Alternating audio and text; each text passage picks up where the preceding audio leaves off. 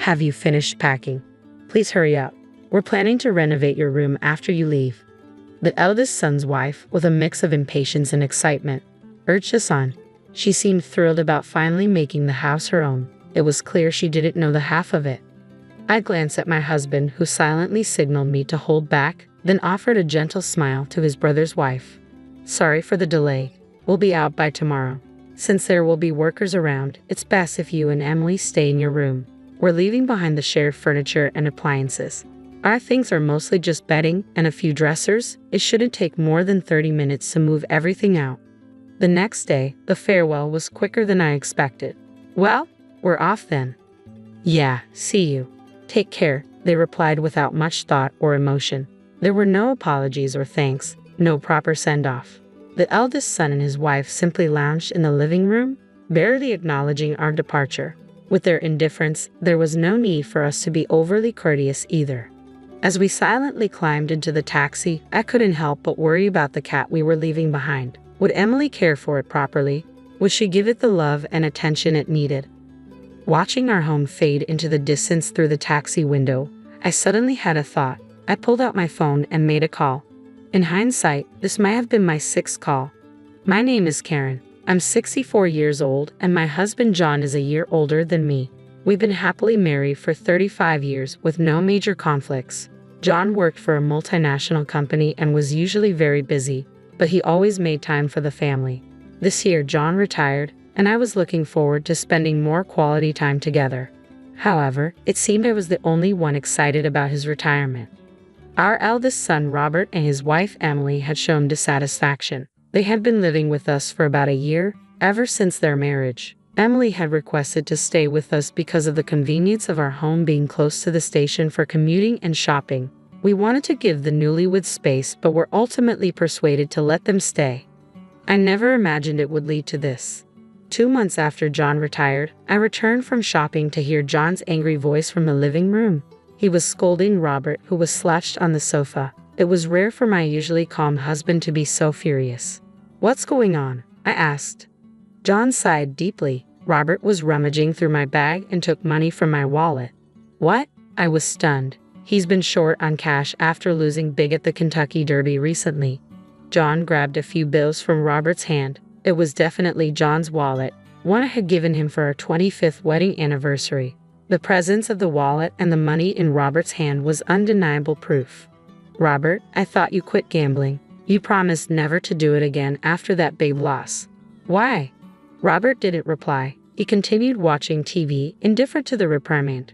He often ignored conversations that didn't interest him or involve criticism, and it seemed he truly wasn't listening. Despite my pleas, he remained unresponsive. I suspected the reason for his return to gambling was Emily. Robert had never been interested in gambling before. He was an honest office worker, never involved in criminal activities like stealing or shoplifting. So what had drastically changed him?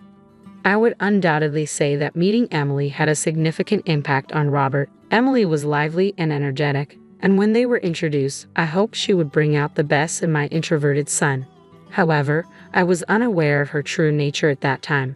I hadn't realized she was an avid gambler with a reckless approach to money. Your mother is speaking to you. How about acknowledging her instead of just sitting there? John's frustration was palpable as he turned off the TV. Finally, Robert spoke up. Shut up. I gave it back, so stop whining. Why are you making such a fuss over a couple of bills? I was shocked at his dismissive attitude and the small amount of cash he had taken. Dad, you've really fallen, haven't you? Well, I retired, so that's to be expected, Robert retorted dismissively. Pathetic. With that, he walked out of the living room. I tried to stop him, but John held me back. It's partly my fault for leaving my bag out, John said. Repeatedly scolding him will only make things worse. But his attitude is just too much. It's horrible. John had never flaunted his role as the family's breadwinner, but it was clear that our comfortable lifestyle was largely due to his efforts. This included supporting Robert and Emily, who not only saved on rent but also made excuses for not contributing to living expenses, which John primarily covered. Instead of showing gratitude, they insulted him. I couldn't help but feel anger, not only towards Robert but also towards Emily, who had rekindled his gambling habits. A few days later, the situation still troubled me deeply. I decided it was time to confront Emily. Robert seems to be struggling with money lately. Do you know anything about it? Oh, he lost big at the Kentucky Derby, didn't he? Emily replied casually. You knew about that? I asked, taken aback. Yeah, I invited him to go with me, she admitted. Just as I suspected, Robert had started gambling again because of Emily. Why would you do that? Robert was trying to quit. Was he? I didn't know that, Emily said with a hint of indifference. Please, Emily, don't invite Robert to gamble anymore. If this continues, it will cause problems for you too. We just do what we want with our own earnings, Emily said, shrugging. So it's not a problem. I was taken aback by her unexpected response. It was true that both Robert and Emily earned their own money and had no concerns about basic needs like food, clothing, or shelter, giving them freedom to spend as they please. But you're married. You might have children someday. For your future, you should consider being more responsible with your finances. We've decided not to have kids, Emily responded. We don't want to be tied down or restricted by child-rearing responsibilities. Her response shocked me again. There was so much to process, but in a way, it made sense. Financial needs drastically change with children, and their lax money management reflected that. However, even without children, a couple should support each other. As a couple, you should help each other in tough times. Robert is struggling right now. Why don't you help him out?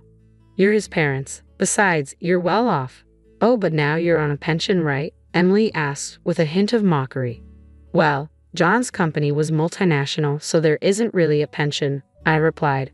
That's disappointing, Emily said, her tone lacking sympathy. I thought you'd have a substantial pension, I said, surprised. No, there isn't one, Emily replied. So, please handle Robert's issues between yourselves. Honestly, supporting your living expenses is already quite a burden, and we can't afford any more. Well, that's Robert's fault for losing money. You can't blame me for that, she added, shrugging.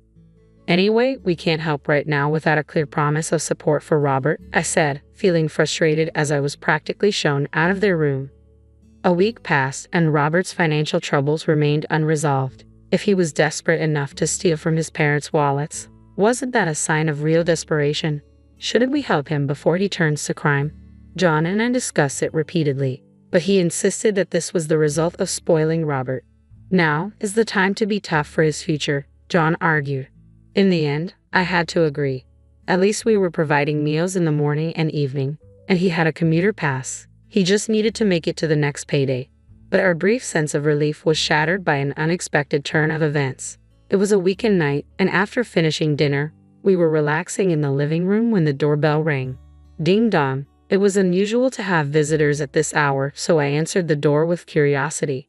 To my surprise, Emily stood there, holding a cardboard box in both hands. She struggled to open the door herself. What's this about? What's in the box? I asked, taking the box from her. The rustling sound from inside made me gasp. As I opened the box, I saw a pair of eyes staring back at me. It's a cat, Emily said, looking pleased with herself. Isn't it cute? I found it abandoned on my way home. Despite her enthusiasm, the gravity of the situation hit me. I called out to the living room, John, go to the bedroom, and close the door immediately. I closed the box and handed it back to Emily. Emily, I'm sorry, but we can't keep a cat here. What? Why not? She asked, puzzled. I explained, John has a severe cat allergy. Exposure to cat saliva causes skin inflammation, and inhaling fur or dander triggers asthma-like attacks. Once, when Robert came back from a friend's house covered in cat fur, John had a severe reaction and had to be rushed to the hospital. We discussed this allergy before you moved in. So, you're saying I should just take it back out into the cold? It'll die out there. Emily's response was filled with distress. Her remark left me at a loss for words. I don't dislike cats, so telling her to put the cat back outside was something I couldn't bring myself to do. But I couldn't risk John's health either. Alright, the cat can stay in your room for one night, but just one night. Tomorrow, we'll contact the animal shelter to have it taken in. The shelter can provide temporary care for the cat. Emily reluctantly agreed. I informed John and Robert about the arrangement, and we agreed that the cat would stay in their room for the night. However, things didn't go as planned. The next morning, my eldest son and his wife declared, "We've decided to keep the cat." Emily, that's not what we agreed on, I said, feeling frustrated. It's not about whether the cat is cute or not. John is allergic. If he doesn't touch it, it might be fine, but who will take care of it during the day while you're both at work? Can't you take care of it, Karen? Emily asked. I can't, I replied. That's why I'm saying no. Why are you so heartless? Emily shot back. I could only offer a helpless sigh in response. I didn't realize you were so cold, Emily said with a sharp edge in her voice. You can even help a tiny, cute cat. Do you know that shelters often end up euthanizing animals? You're just looking out for yourselves, ignoring any sacrifices needed. People like you are called old nuisances. What? I was taken aback by her harsh words.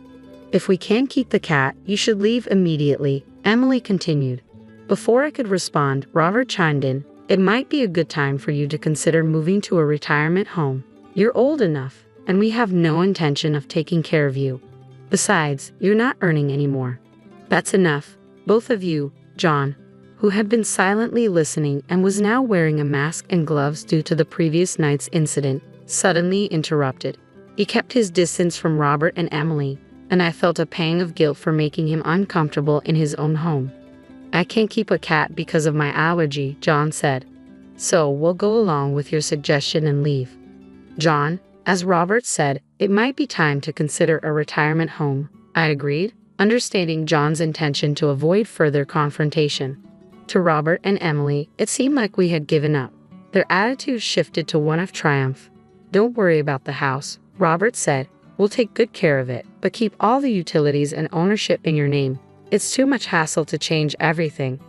Retirement homes are expensive, Emily added. You'll need to manage that yourself. We're not helping with that. The relief and joy at our compliance were evident. It felt like this had been Emily's plan all along, using the cat as a scheme to force us out. Over the next week, it became clear that their true nature had been revealed. As I prepared for the move, taking care of John's needs and managing the packing, Robert and Emily continued to make snide remarks. They kept the cat in their room, aware that it would be problematic if John fell ill before we left. Have you finished packing? Please hurry up. We're planning to renovate your room after you leave, Emily urged, her tone brimming with impatience. She seemed ecstatic about finally making the house her own. I glanced at John, who silently signaled me to let it go, and smiled gently at Emily. Sorry for the delay. We'll be out by tomorrow. Since there will be workers around, it's best if you and Robert stay in your room. Given that we were leaving behind the shared furniture and appliances, our belongings were mostly just bedding and a few dressers. It probably would have taken more than 30 minutes to move everything out. The next day, the final farewell was more straightforward than I had anticipated. Well, we're off then, I said. See you. Take care. There were no words of apology or gratitude. Without even a proper send-off, Robert and Emily simply glanced at us while lounging in the living room. Given their attitude, there was no need for us to be overly courteous. As we silently got into the taxi, I couldn't help but think about the cat they were leaving behind. Would Emily be able to take care of it properly? Would she provide the love and care it needed? As I watched our home fade into the distance through the taxi window, these thoughts weighed heavily on me. I had a sudden thought and pulled out my phone to call someone. In hindsight, it might have been my 6th call since we moved. Adjusting to life after the move had been a bit unsettling, but it was mostly comfortable. With 2 fewer housemates, everything from cooking to laundry took half the effort, and I no longer had to worry about being considerate. I finally felt like I had regained the freedom I lost before Robert and Emily got married. One night, about a week after settling in, Emily called me, and with John's approval, I answered. Emily's panicked voice blared through the receiver. Karen, what's going on? The power and gas in the house seemed to be off, she exclaimed. It sounded like she had just returned home, and her distress was so great that she inadvertently switched to a video call. All I could see was the beam of a flashlight moving around in a dark room, and I couldn't make out Emily's expression. Well, I canceled the services, so it's no wonder they're off, I replied. What? What do you mean you canceled? Is this some kind of prank? Are you getting back at us for kicking you out? Emily's voice was laced with confusion and anger. Emily, calm down. Is Robert there with you? John asked gently. Emily's tone softened a bit as she replied, He just got home. Robert, seeing the dark house, was also in a mild panic. But after they calmed down, John explained the situation. The house has been sold. The buyer has been found. and the handover date is approaching, so we canceled all the utilities. We were told about this. Emily interjected, her indignation clear. How could you make such arrangements without informing us? I felt exasperated. I informed Robert about everything, the sale, the handover date, and the progress along the way. Clearly, Robert hadn't communicated any of this to you, or perhaps he didn't even remember hearing it. Given all the meetings with real estate agents and potential buyers over the past few months, the house had been quite busy. Robert and Emily were rarely home during the day, so they must have missed all the notifications. They had plenty of chances to notice, but they missed them all. I assumed you would move out right after us. Hadn't you started packing? I asked. I asked innocently, and immediately Robert and Emily began arguing. It's your fault. I didn't know. I was deceived. Watching them bicker in the dark, illuminated only by a flashlight, was oddly amusing. But once their arguments subsided, they directed their anger back at us. Even so, moving forward without your housemate's consent is too much, Emily said, her frustration evident. I don't remember agreeing to this. Oh, but I did get a response from you, I replied. I asked if it was okay to sell the house, and you said yeah, sure. Robert's response had been half-hearted, delivered while he was engrossed in watching TV, but it was still an answer. It's his fault for not paying attention, I added. Robert, momentarily speechless, then shouted defiantly, fine. What should we do now? What do you mean, what should we do? Where are we supposed to live now?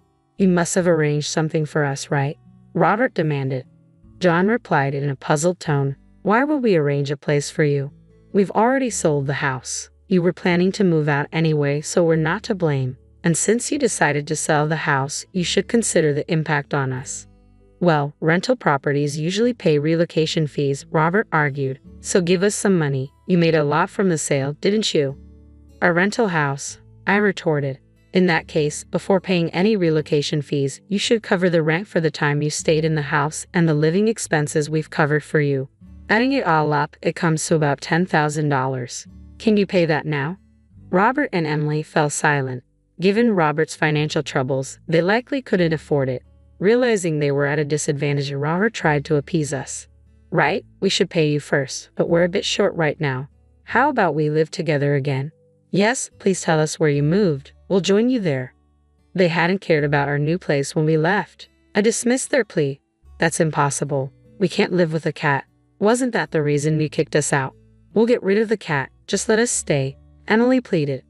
Their selfishness was evident. It was clear to me that the cat was merely a tool to drive us out. Their words about ignoring sacrifices for comfort were turned back on them.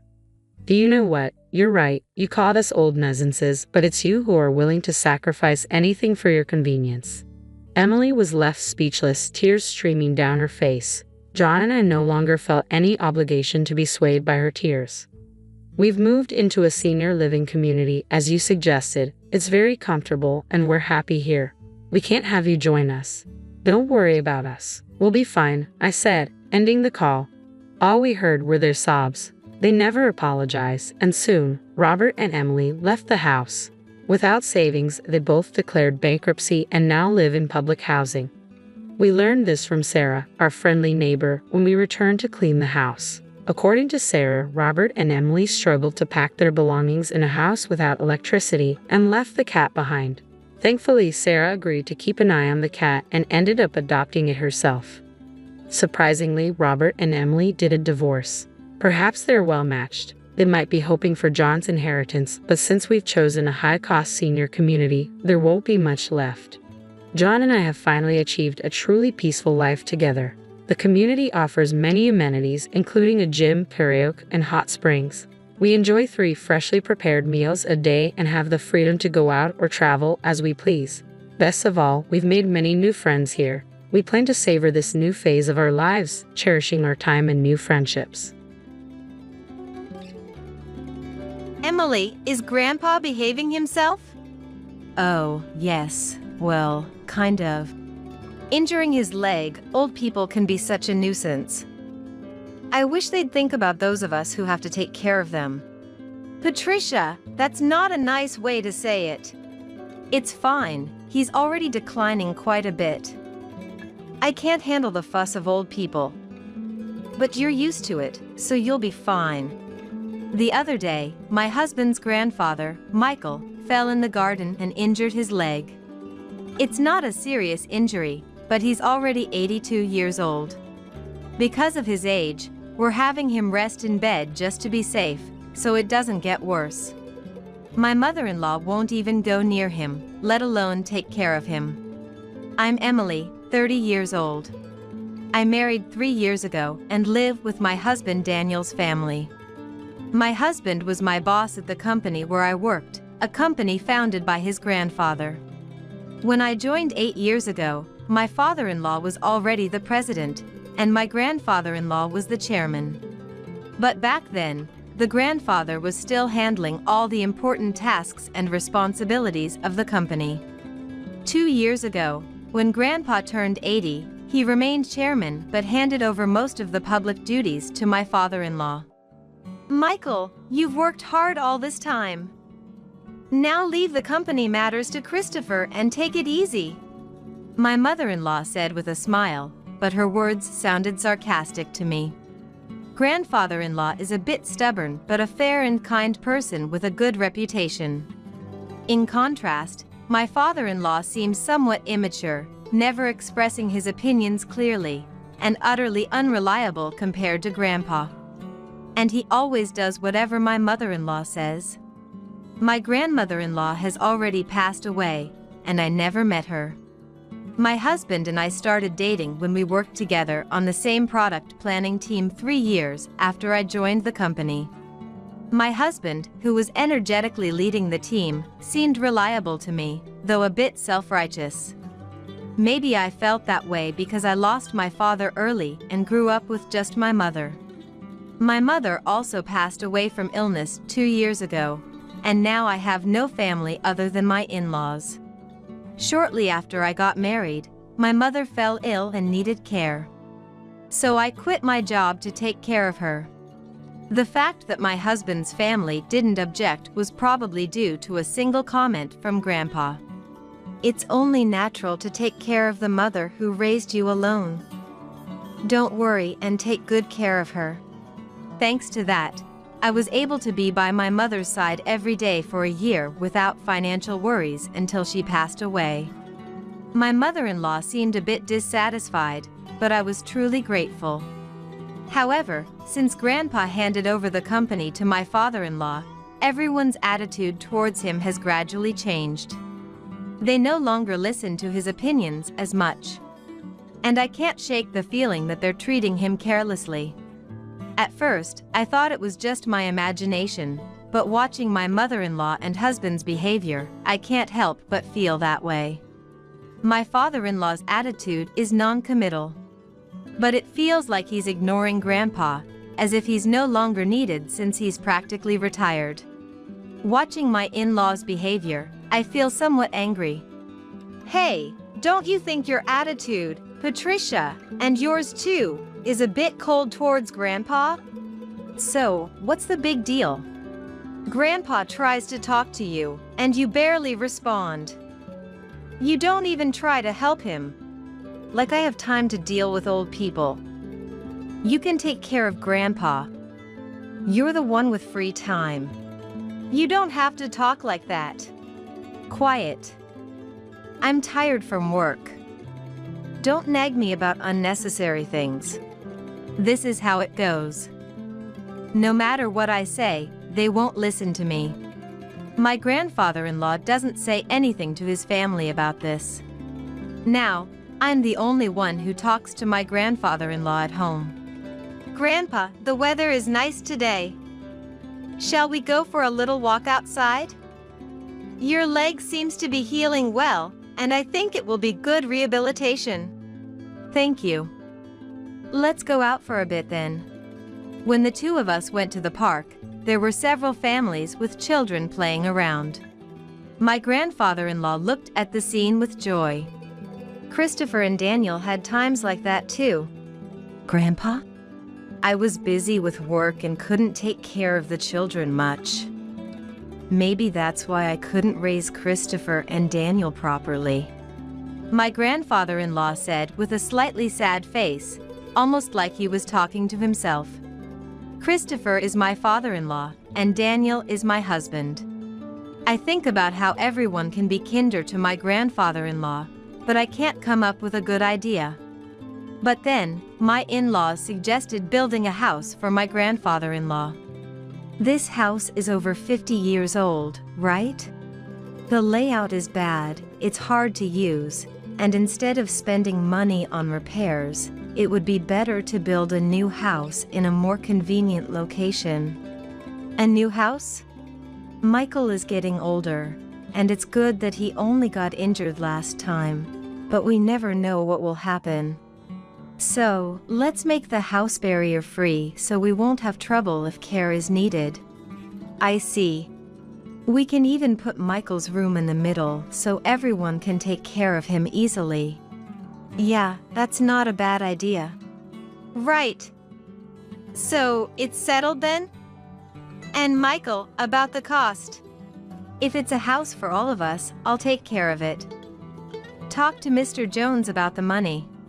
Typical Michael. Thank you. We appreciate it. My mother-in-law smiled happily. It seems to me that they only flatter him when they want money.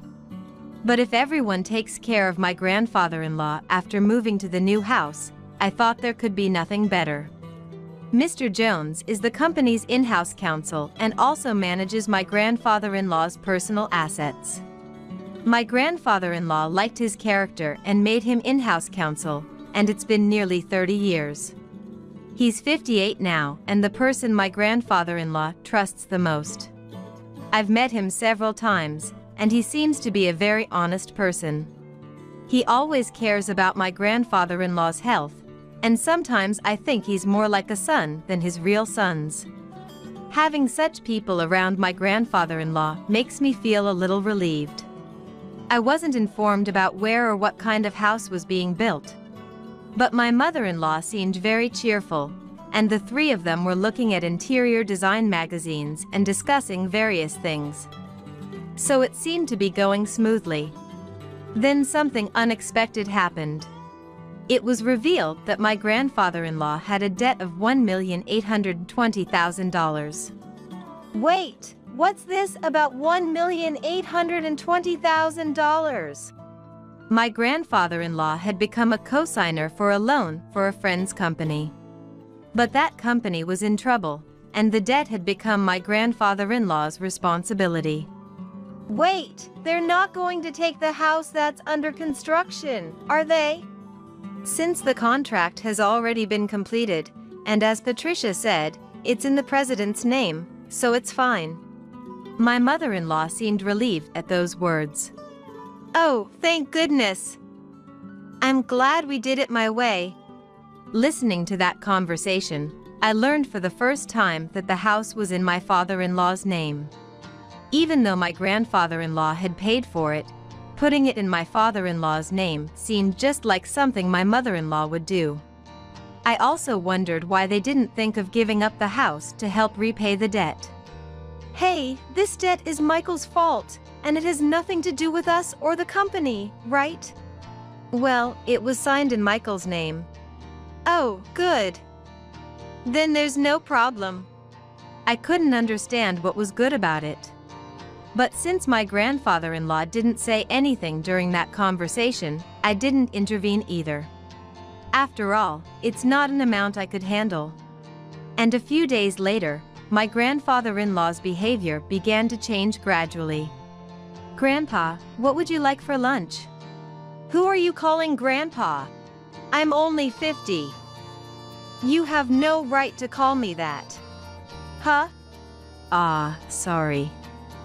Emily, right? I was lost in thought. At first, I thought he was just deep in thought, but when it happened repeatedly, I began to feel uneasy. Patricia, what are you doing? Where's my meal? Grandpa, I'm Emily. Patricia is your daughter-in-law. You ate your meal earlier. I didn't eat. Are you trying to starve me? I wondered if my grandfather-in-law's condition was triggered by the $1,820,000 debt. and seeing that none of his family members were trying to help him might have been a double shock. What can I do for him? I tried to take my grandfather-in-law to the hospital, but he refused to go. He might not want to admit that he might have dementia. I don't want to force him, but I can't do anything on my own. I consulted my husband, but he only replied that it had nothing to do with him. I can't rely on my mother-in-law either. So I thought my father-in-law was the only option. Yeah, I heard from Patricia and Daniel. They think it might be dementia? Can you go to the hospital with us? But it's not that bad yet, right? If we go to the hospital, others will find out. My father having dementia. There are good medications now that can slow the progression. Well, there's no need to rush. Let's watch him a little longer. Emily is here, so it'll be fine, right? I can't help but think how unreliable these people are. I can't depend on them. Grandpa, let's go to the hospital. Let's get you properly examined. Who are you? Where are you planning to take me? You're up to no good. I almost cry thinking about how my once kind grandfather-in-law has become so stubborn. But my mother-in-law just laughs, amused. Even if he was the chairman, it's over for him now. But now everything, even the company, is all Christopher's. Patricia, Grandpa isn't completely unaware. He's listening to everything. He'll forget everything soon. He'll start wandering, dribbling. Just thinking about it gives me chills. He's nothing but a nuisance now. How can you say that? Grandpa has worked hard for the family all his life. My mother-in-law's words make me angry and sad. But my grandfather-in-law just smiles. See? This old man doesn't understand anything. Patricia! I'm furious at my mother-in-law's laughing and words. But soon, the new house will be ready. Things might change once we move there. Since it's a house that Grandpa built, the family might show some gratitude and be kind to him. I couldn't completely abandon that faint hope. And 2 months later, the house was finally built. For days, I had been forced to pack my in-laws and husband's belongings, while my father-in-law's and my things were mostly untouched. Even when I tried to pack my things, my in-laws and husband kept giving me tasks, so I couldn't make any progress. But I thought it would be fine to move the small things later since this house wasn't going away. On moving day, after moving most of the things, I went to call my father-in-law, but my husband said, you and Grandpa can stay here. What? You can stay in this house. We don't need any extra baggage in the new house. In other words, you and Grandpa will live here from now on. And I'll give you Grandpa's debt too. Well, you can at least be a housekeeper. Hey, let's go. Yeah, I'm coming. Good luck with the debt repayment and live in care. With those words, my in-laws cheerfully got into the car and left. I was stunned for a while. I couldn't immediately understand what had just happened. Were we just abandoned? And not just me, but my grandfather-in-law too. Only they would live in the new house. It took me a while to understand because it was beyond my imagination that someone could do something so cruel. How should I explain this to my grandfather-in-law? I slowly returned to the back room. I don't mind taking care of my grandfather-in-law at all. That was my intention from the start. As I was about to timidly call out to him, who was sitting with his back to me, he seemed to sense my presence and turned around before I could speak. Have they gone already? My grandfather-in-law's expression as he said that looked completely different from the dazed look he had just moments ago. To be frank, he seemed like a different person. I thought maybe a different symptom had emerged. But the next moment, my grandfather-in-law smiled. And then, his following words surprised me. As I was talking to my grandfather-in-law, Mr. Jones came. "Chairman, have you finished getting rid of the unnecessary staff?" "Yes, it's all done." "Let's go, shall we?" Where are we going?" "Of course, to the new house." I left the house where I had been living, led by my grandfather-in-law, without understanding what was happening. The next month, countless calls came from my mother-in-law and husband. My grandfather-in-law said he wouldn't deal with them anymore, but I answered my husband's call because of the divorce. "Hey, Emily! Is Grandpa with you? When I went to the old house, it was for sale. It's not worth $1,820,000, so you can't repay the debt. Is that why you did that?" "What do you mean?" "Put Grandpa on. Dad said he can't get in touch at all. That forgetful old man has done something outrageous." I knew what he was talking about, but I wanted to hear what my husband would say. "Grandpa sold the company's stocks to the executive director. Thanks to that, the executive director became the largest shareholder, and a shareholders' meeting and board meeting were held. And Dad was dismissed as president." "But the executive director is well liked, and maybe Grandpa thought he was better to hand over the company to?" "The executive director must have deceived the senile old man into selling the stocks. This is invalid." "You seem to be misunderstanding something, but Grandpa doesn't have dementia. If anything, he seems more coherent than before." "What?" I too, until that moving day, had seriously thought that my grandfather-in-law had dementia. It seems that my grandfather-in-law had been suspicious from the time my mother-in-law said she would build a house to live with him. So he devised a plan. He pretended to have dementia to see how my in-laws and husband would react. As expected, they showed their true colors one after another. In the end, they left my grandfather-in-law and me behind. I struggled to hold back my laughter because everything went exactly as I expected. My grandfather-in-law said. I was surprised, relieved, and a little conflicted. "To deceive the enemy, you must first deceive your allies." He laughed. He seemed to have been getting regular updates on the company from the executive director and Mr. Jones. With my grandfather-in-law gone, my father-in-law and husband did as they pleased. Self-righteous, completely ignoring the opinions of the employees. Constant entertaining at the company's expense. He had handed over the company to my father-in-law, but he was worried about the future, so he took this measure. In the end, he decided he couldn't entrust it to his son and left it to the executive director. "What about the $1,820,000 debt?" "That's gone now." Indeed, my grandfather-in-law had been a guarantor for a friend's debt. But he also owned personal assets that exceeded that. After stepping back from the company's operations, he had invested in real estate and made a considerable profit. So there was no problem at all, but if I had said that, it was clear that my mother-in-law and husband would target it. That's why I only talked about the debt. The friend was the son of a benefactor who had helped my father-in-law when he was young.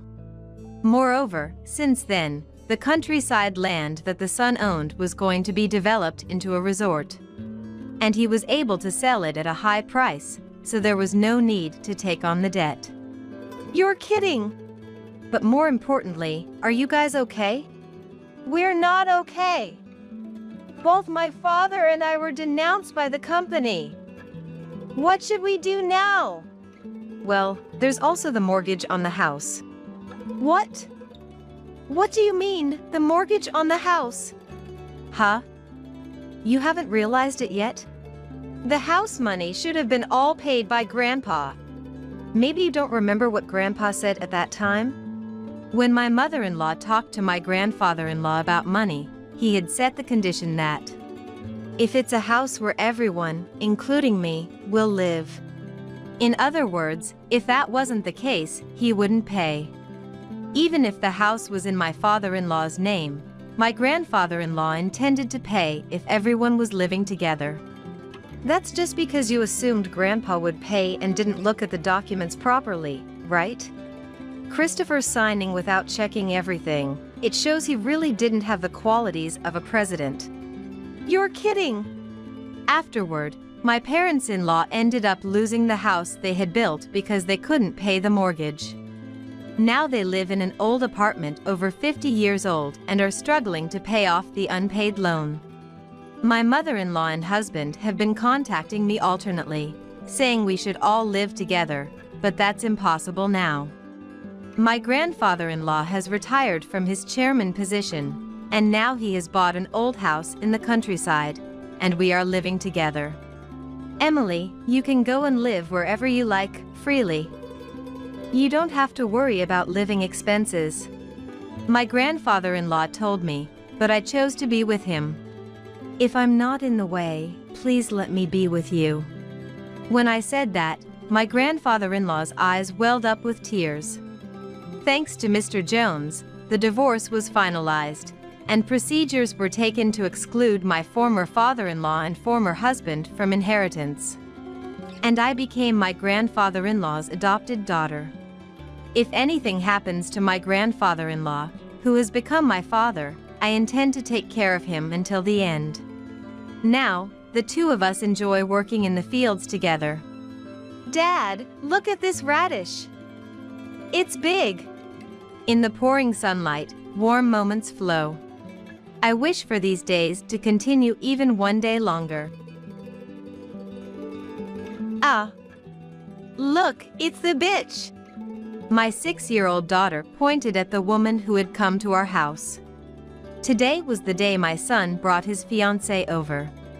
I quickly lowered my daughter's pointing hand and bowed repeatedly to the fiancé, embarrassed by the terrible thing my daughter had said to her. Upon hearing this, my daughter looked up at me with pure curiosity and said, "But, sis was happy being called a bitch." My name is Trinity. At 31, I'm living my life juggling work and parenting. You could say I'm a working mom. My husband, Michael, is also 31. A kind and justice-driven man, Michael is a well-respected salesman within his company. He's supportive in both childcare and household chores, always taking the initiative without me having to ask. It's truly a blessing, especially when I come home tired from work. Marrying Michael was the best decision of my life. Every day, I'm grateful for my husband, Michael. Our daughter, Yasmin, is 6 years old.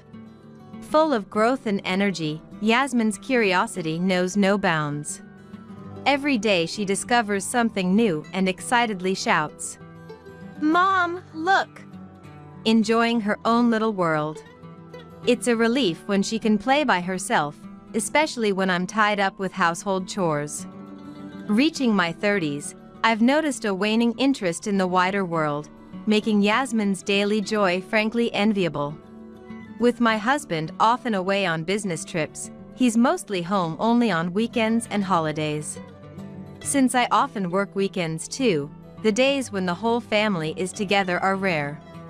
However, we're a close-knit family, making the most of our time together, whether we're going on trips or playing locally. Our family relationship is very healthy. Occasionally, my mom, who lives nearby, comes over to visit. Yasmin adores my mom, always exclaiming, "Grandma! Grandma!" in excitement.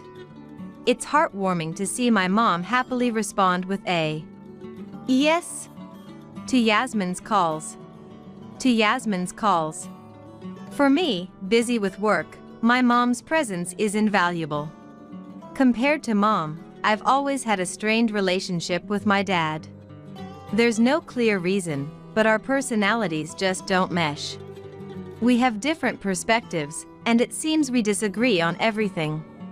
You encounter such people at work too, but the best strategy is usually to keep your distance.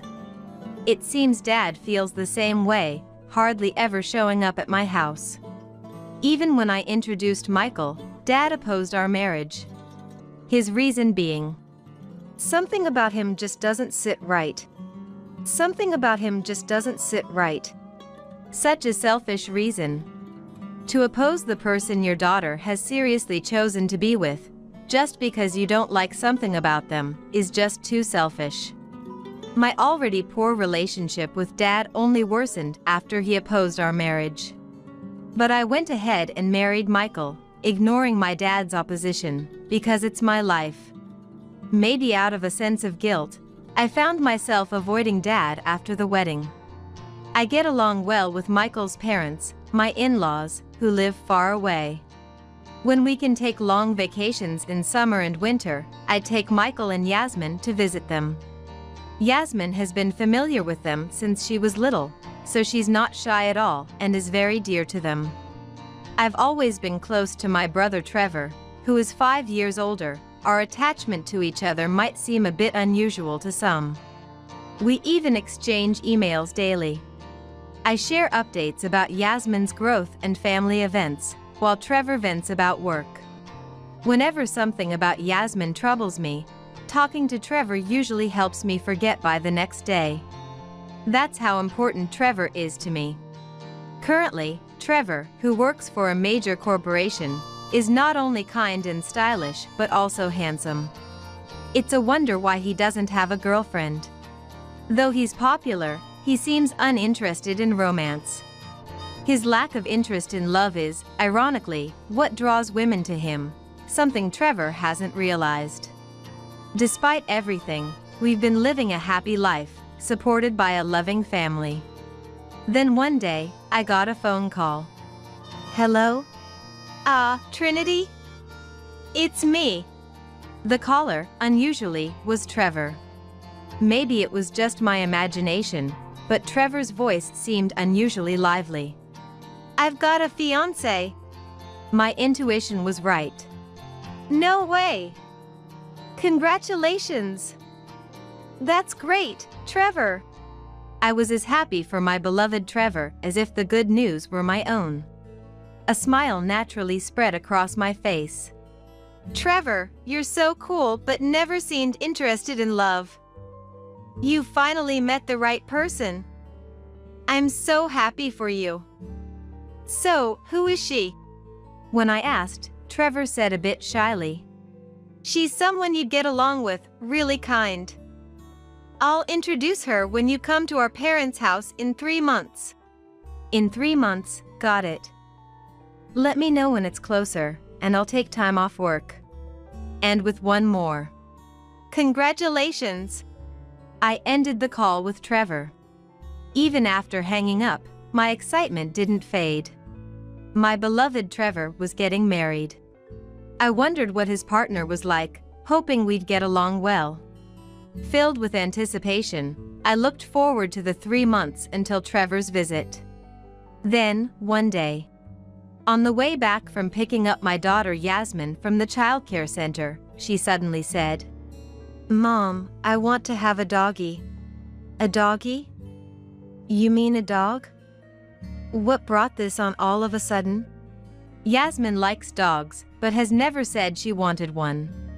Maybe one of Yasmin's friends at the childcare center got a dog and told her about it. Because Dad called someone a doggy the other day. Yasmin gave an answer that I wasn't sure made any sense. Michael called someone a doggy? Would he say something like that? Feeling puzzled, I casually asked Yasmin about it. Did Dad really say that to you? Why would he? But Yasmin seemed to have lost interest in dogs already, now talking to a flower blooming nearby. Hello, Mr. Flower. Hello, Mr. Flower. Maybe it's not something to worry about too much. That's what I thought, but even after we got home, took a shower with Yasmin, and ate dinner, the doggy Michael mentioned wouldn't leave my mind. After Michael got home and Yasmin was put to bed, I decided to ask him directly. Hey, this might sound like a weird question, but what's this doggy thing about? Michael seemed momentarily flustered by my question, then said with a bit of panic, Oh. I went to a pet shop for work recently and saw some puppies. It made me think how nice it would be to have a dog. You know, they say kids grow up kinder with pets around. So, the doggy Michael mentioned was about a puppy he saw at the pet shop. He must have talked to Yasmin about the puppies. Oh, so that's what it was. I was curious because it's not like you to talk about wanting a dog. Hearing the answer directly from Michael, I felt relieved. It's nothing to worry about, you're overthinking it, Michael said with a laugh, so I decided not to dwell on it any further. 3 months had passed since Trevor's marriage announcement, and the day he was coming home finally arrived. Michael had work and said he would come after it was done, so Yasmin and I headed to my parents' house first. Mom, who seemed happy that Trevor was coming, greeted us with, "Trinity, come in, come in," smiling more joyously than usual. Unlike with me, Dad, who gets along well with Trevor, was in a good mood for this occasion. Until Trevor and his fiancée arrived, I helped Mom with cooking. We wanted to welcome Trevor and his fiancée with the best celebration possible. Yasmin was playing with Dad. The table was filled with Trevor's favorite dishes and the favorite foods of Trevor's fiancée, which I had asked about beforehand. Looking at the dishes laid out, I felt a bit of unease. It kind of resembles Michael's favorite dishes. But it must be a coincidence. As I was thinking this, the doorbell rang, and Trevor and his fiancée appeared.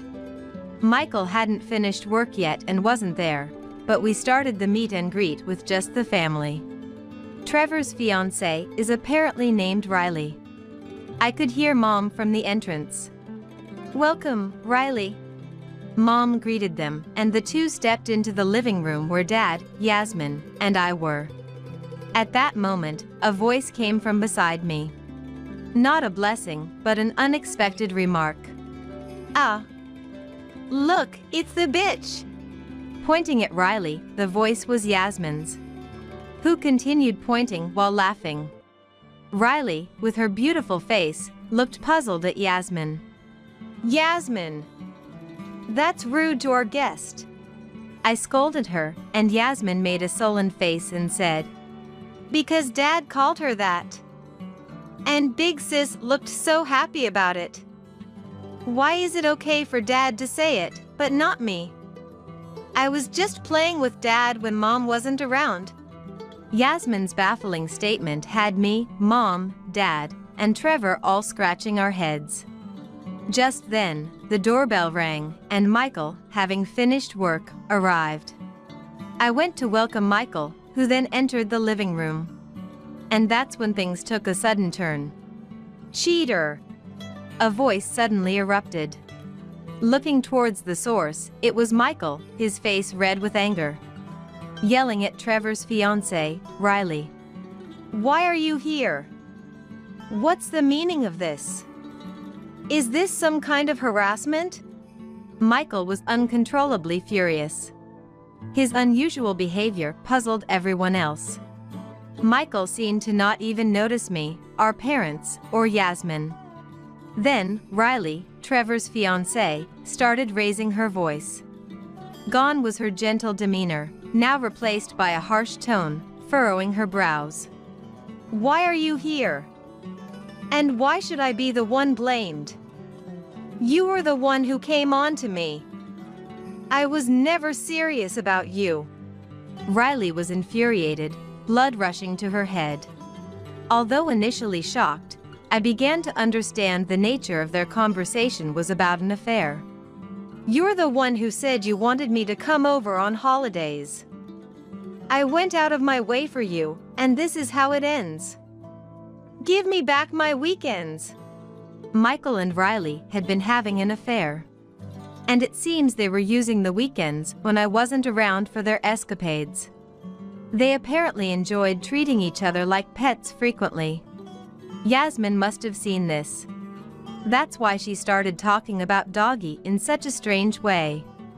The reason the prepared food resembled Michael's favorites makes sense now. They must have been dining out together often. All the pieces of unease clicked together in my mind. Realizing the truth, I immediately took Yasmin's hand and left the living room. I couldn't let Yasmin hear any of this. Whatever happens with Michael can be dealt with later, but Yasmin must be protected at all costs. Then Mom appeared and gently placed her hand on me. "I'll stay with Yasmin." It was her way of telling me to go back. I nodded and headed back to the living room. Inside, the heated argument between Michael and Riley continued. The conversation revolved mainly around their affair. It was too much for me to bear, feeling dizzy just listening to them. Wait, just a minute. Finding a moment to interrupt their exchange was impossible. Their back and forth was intense and unrelenting. After several minutes, their argument finally began to subside.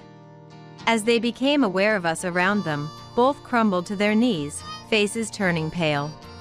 "Michael, what is this? Explain yourself." The moment I began to confront Michael, he collapsed backward with a groan. Enough. You are no longer family or anything to me. Get out now. Don't you dare touch my daughter. It was Dad who struck Michael. You two, don't ever come back. Dad said this to Riley, then, with Riley and Michael unable to move, he pulled them by the arms and threw them out of the front door. And with one last remark, he spat out, "You two deserve the worst." In a setting meant for marriage introductions, Michael and Riley were thrown out for their affair being exposed. Afterward, I demanded a divorce and compensation from Michael in court. Ignoring Michael's futile pleas of, "Let's talk it over," I proceeded with the divorce. It's too late to talk things over now. If you hadn't done anything in the first place, we wouldn't be in this situation. That was the last thing I said to Michael. Trevor, of course, called off his engagement with Riley. We're never going to see each other again. Don't contact me. Riley, in tears, pleaded with Trevor to reconsider the broken engagement. Please. I won't see that man again. Just give me one more chance. But Trevor, like me, dismissed Riley. People who do such things once will do them again. He then demanded compensation for the broken engagement from Riley. After the divorce, rumors of Michael's affair quickly spread throughout his company and to his clients, eroding the trust he had slowly built up. He was transferred to a department with no work to do, leading a life devoid of excitement. Riley, having quit her job in anticipation of marrying Trevor, found herself in debt due to the compensation payments. She ended up juggling multiple part-time jobs, working tirelessly every day without a break. Riley's dream of an easy life through marriage to Trevor turned into a nightmare of the exact opposite. Her ideal wedding plans were shattered overnight. It's true what they say, wrongdoing doesn't pay. Having closed the chapter on Michael, I returned home with Yasmin. Mom looked at me, slightly worn out, and asked with concern, "Trinity, are you okay?" Mom, I'm fine. It's good that Yasmin found out before she got any older. Some of it might stick in her memory, though. Then, to Dad, who was reading the newspaper in the living room. Dad, who had struck Michael at that moment. I could never have been as decisive. Dad, thank you for what you did with Michael. You were right. I was swept up in the moment thinking he was the one, but I should have been more discerning in judging people. When I apologized to Dad, he looked up from his newspaper and said to me, "Trinity, I'm sorry. I should have been more assertive in stopping you. I thought it would make you unhappy, but I didn't have a clear reason. Just not liking someone isn't enough for you to be convinced, right? Maybe I was just convinced that Dad and I didn't get along, that we weren't close. It's not your fault, Dad." I've learned a lot from this experience. Laughing together, Dad and I looked at each other as if to say, what was all that past conflict about? That's just how family relationships are, it seems. Misunderstanding each other for no reason, and before you know it, making up. I hope Yasmin and I can build that kind of relationship from now on. As for Trevor, he was shocked by Riley's affair and insisted he didn't want a girlfriend for a while. I'm done with that kind of pain. To think that the person I was about to marry was having an affair with my sister's husband. After living as a bachelor for some time, nursing his wounds, Trevor finally began to move on from Riley. He eventually married someone from a company he was dealing with. Trevor's new wife, a beautiful and wonderful woman, was truly deserving to walk by his side. Can I tell Uncle? Really? My 7-year-old niece said this as she alternated her gaze between my son and my husband. My son is about to turn 3, but he still can't speak. My niece, talking as if she's having a conversation with my son, looked up at my husband with a worried expression. Uncle, you see. My name is Melanie. I work at a staffing agency, and my husband, Timothy, works at the same company. Timothy and I met as colleagues at the company, and since we were close in age, we started dating through work consultations and eventually got married. Then, I became pregnant with our son, Hunter, and took maternity leave and parental leave. When Hunter turned 1, we looked for a childcare center to enroll him in, and I went back to work as planned, originally intending to return immediately. While sending our child to the childcare center, I worked to get back into the pace of work, and with Timothy's help, we managed to get through the busy days of work and childcare without any spare time. When we absolutely couldn't manage, or when Hunter got sick and had to leave the childcare center early, Madison, my mother-in-law who lives nearby, would often pick him up from the childcare center or watch over Hunter while I did household chores. We were very grateful, but Madison gradually started suggesting that we should quit the childcare center.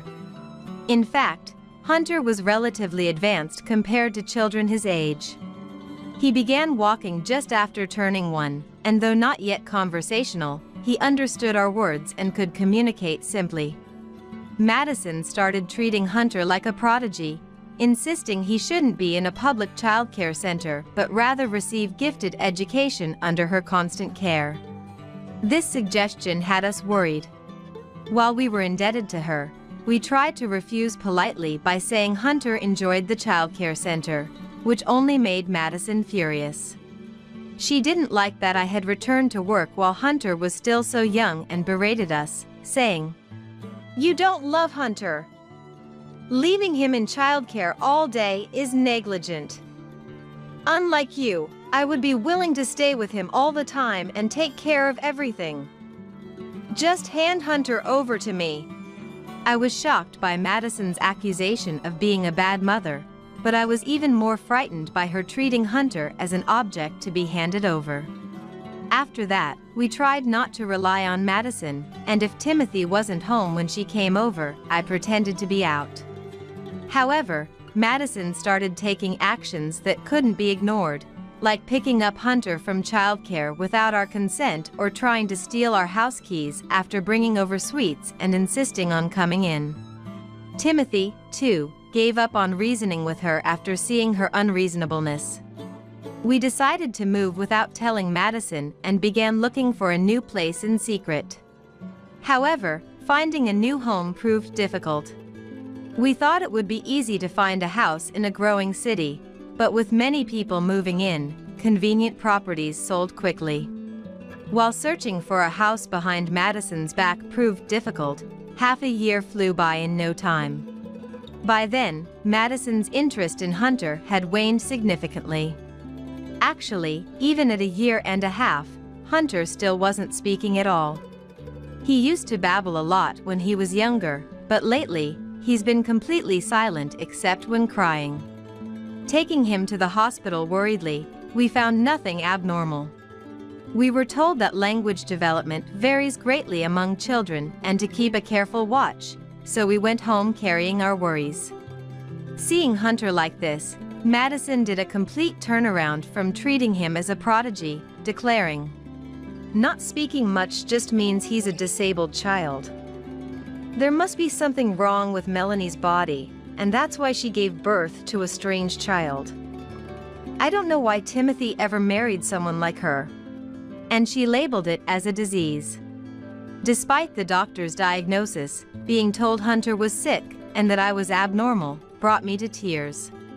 Madison hadn't been coming to our house recently, but when she did, it was unbearable how she could say such awful things, leaving me completely distraught. Then, Timothy got angrier than I've ever seen, declared we were cutting ties with Madison, and forcefully kicked her out of the house. After blocking Madison's contacts, we began to ignore her completely, even if she came to the house. Knowing Timothy's firm stance, Madison shouted, "I don't need a wife or grandson with disabilities," and never returned to our house again. Since then, we have been living peacefully as a family of 3, and before we knew it, Hunter turned 3, yet he still hadn't spoken a word. Considering it unusual for him not to speak by this point, we were advised at a public health screening to have Hunter examined at a major hospital. When Hunter and I went to the hospital recommended to us, we unexpectedly ran into my sister Yasmin and my niece Rose, who were there for vaccinations. Yasmin and Rose live far away, and because we had been busy, it had been difficult to meet, so we were delighted by this long-awaited reunion. Since Yasmin and Rose hadn't met Hunter since his birth, they greeted him for the first time. "What's your name?" "Hunter? That's cool." Yes, you're in the rabbit class, aren't you?" "Rose loves rabbits too." Despite not having mentioned Hunter's childcare class to Rose, she naturally continued the conversation as if it was obvious. Surprised, I asked Yasmin, and she said that Rose can understand the language of animals and babies, who can't speak. Half in doubt, yet having witnessed it firsthand, I had no choice but to believe. When the 4 of us went to the hospital cafeteria for lunch, Rose said, "Does Hunter like hamburgers?" "Yes." "And he dislikes carrots?" "But they taste good together with hamburgers." "Does Hunter like hamburgers?" "Yes." "And he dislikes carrots?" "But they taste good together with hamburgers." Accurately guessing Hunter's likes and dislikes without being told, which left me speechless. Even after seeing the doctor, the reason why Hunter wouldn't speak remained a mystery. There were no issues with his throat or vocal cords. He could cry and laugh, but he wouldn't utter meaningful words like mom or dad. Feeling down about not finding a solution, Timothy came to pick us up from the hospital after his rounds in the evening. Since we were together, we decided to have dinner as a family of 5, moving to a family restaurant near the hospital. While waiting for our order to arrive, Rose looked back and forth between Hunter and Timothy, then stared at Timothy anxiously. "Hunter is asking when he can start talking to Uncle," she said. Surprised, Timothy looked at me, so I told him about how Rose had correctly guessed things she shouldn't know, like class names and Hunter's likes and dislikes, leaving Timothy to let out a disbelieving sigh. "Hunter really wants to talk to both Uncle and Auntie. But he couldn't because Grandma was always around, and he was afraid of being taken away," Rose conveyed. The phrase "always around" caught my attention, and I asked Rose for clarification, given that we hadn't been seeing Madison lately. Hunter shook his head and just stared at Rose. Then, as if struck by a brilliant idea, Rose clapped her hands together, smiled joyfully, and reassured Hunter. "Grandma isn't here now, so it's okay to talk." Hunter looked around uncertainly, then at me and Timothy. "Mom, Dad, is Grandma really not here?" Hunter's words came out so fluently that Timothy and I were shocked. As Yasmin calmed us down in our near panic, Hunter reached out his arms, asking to be held. Hastily, I lifted him from the child's seat onto my lap, where he grabbed my hands and happily kicked his legs. When I was a baby, Grandma said she was going to take me home to talk a lot. I didn't talk because I liked Dad and Mom's house better. Hunter had simply chosen not to speak. This must have been around when he was about a year old. Recalling Madison's insistence on gifted education and her wanting to take him home. Furthermore, Hunter expressed his desire to talk to Timothy and me but felt he couldn't. Because Grandma is always there. Inside Hunter's home, in the car, even at the rabbit class, he said. I was baffled by how Madison, who didn't live with us, could always be there, even in the car or at the childcare center. Then, remembering the timing of Madison's visits. On days we hadn't told her about hospital visits or when we received notifications about language training, Madison invariably showed up. Whispering my dreadful suspicion to Timothy, he looked at Hunter in dismay. "Can you tell where Grandma is in the house?" Timothy's soft question led Hunter to list several locations. Hearing his responses, Timothy's face turned red, and he trembled with emotion. Apologizing to Hunter for not noticing, we thanked Yasmin and Rose for their help before rushing home to confirm our bad hunch and take necessary actions. Once home, we asked Hunter again where Madison could be. Pointing with his little hands, Hunter showed us various places. Under the entrance shoe cabinet, behind the living room sofa, on the top shelf of the kitchen cabinet, and when a device was found under the bedroom bed, I felt dizzy. When Grandma came to pick me up, she left it behind. Grandma has always been in the house. Hunter explained, indicating that what seemed to be bugging devices had been left throughout our home, making it feel as though Madison was perpetually present. Discovering such devices within our home, similar to those seen on TV, and confirming their nature as surveillance devices available in abundance online was unsettling. Before the police arrived, Madison showed up at our house, having apparently been listening in on us as we searched for the bugs. Timothy couldn't hold back his fury, confronting Madison. "Mom, what do you think you're doing, planting bugs in our house like it's nothing? This is outrageous, creepy, and a serious crime.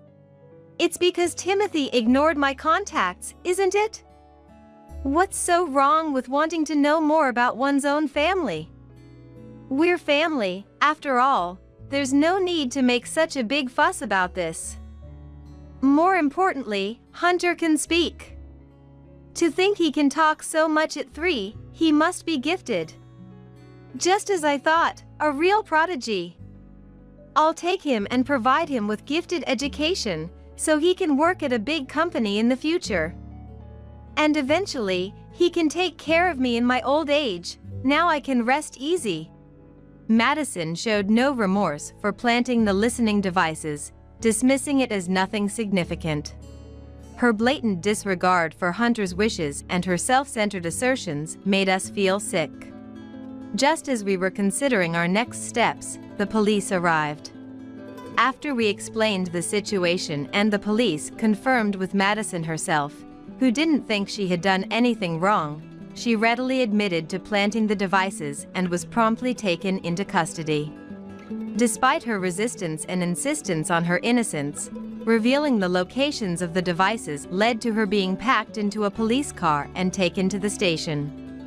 Following Madison's confession, a specialist recommended by the police found numerous listening devices in our home and car. The realization that we hadn't noticed such extensive surveillance was embarrassing.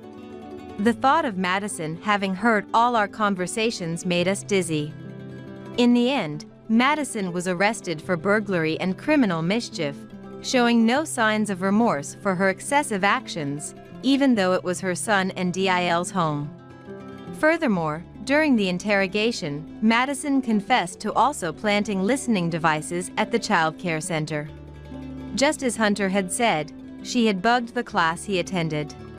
She had paid a staff member, who was a friend, to install them.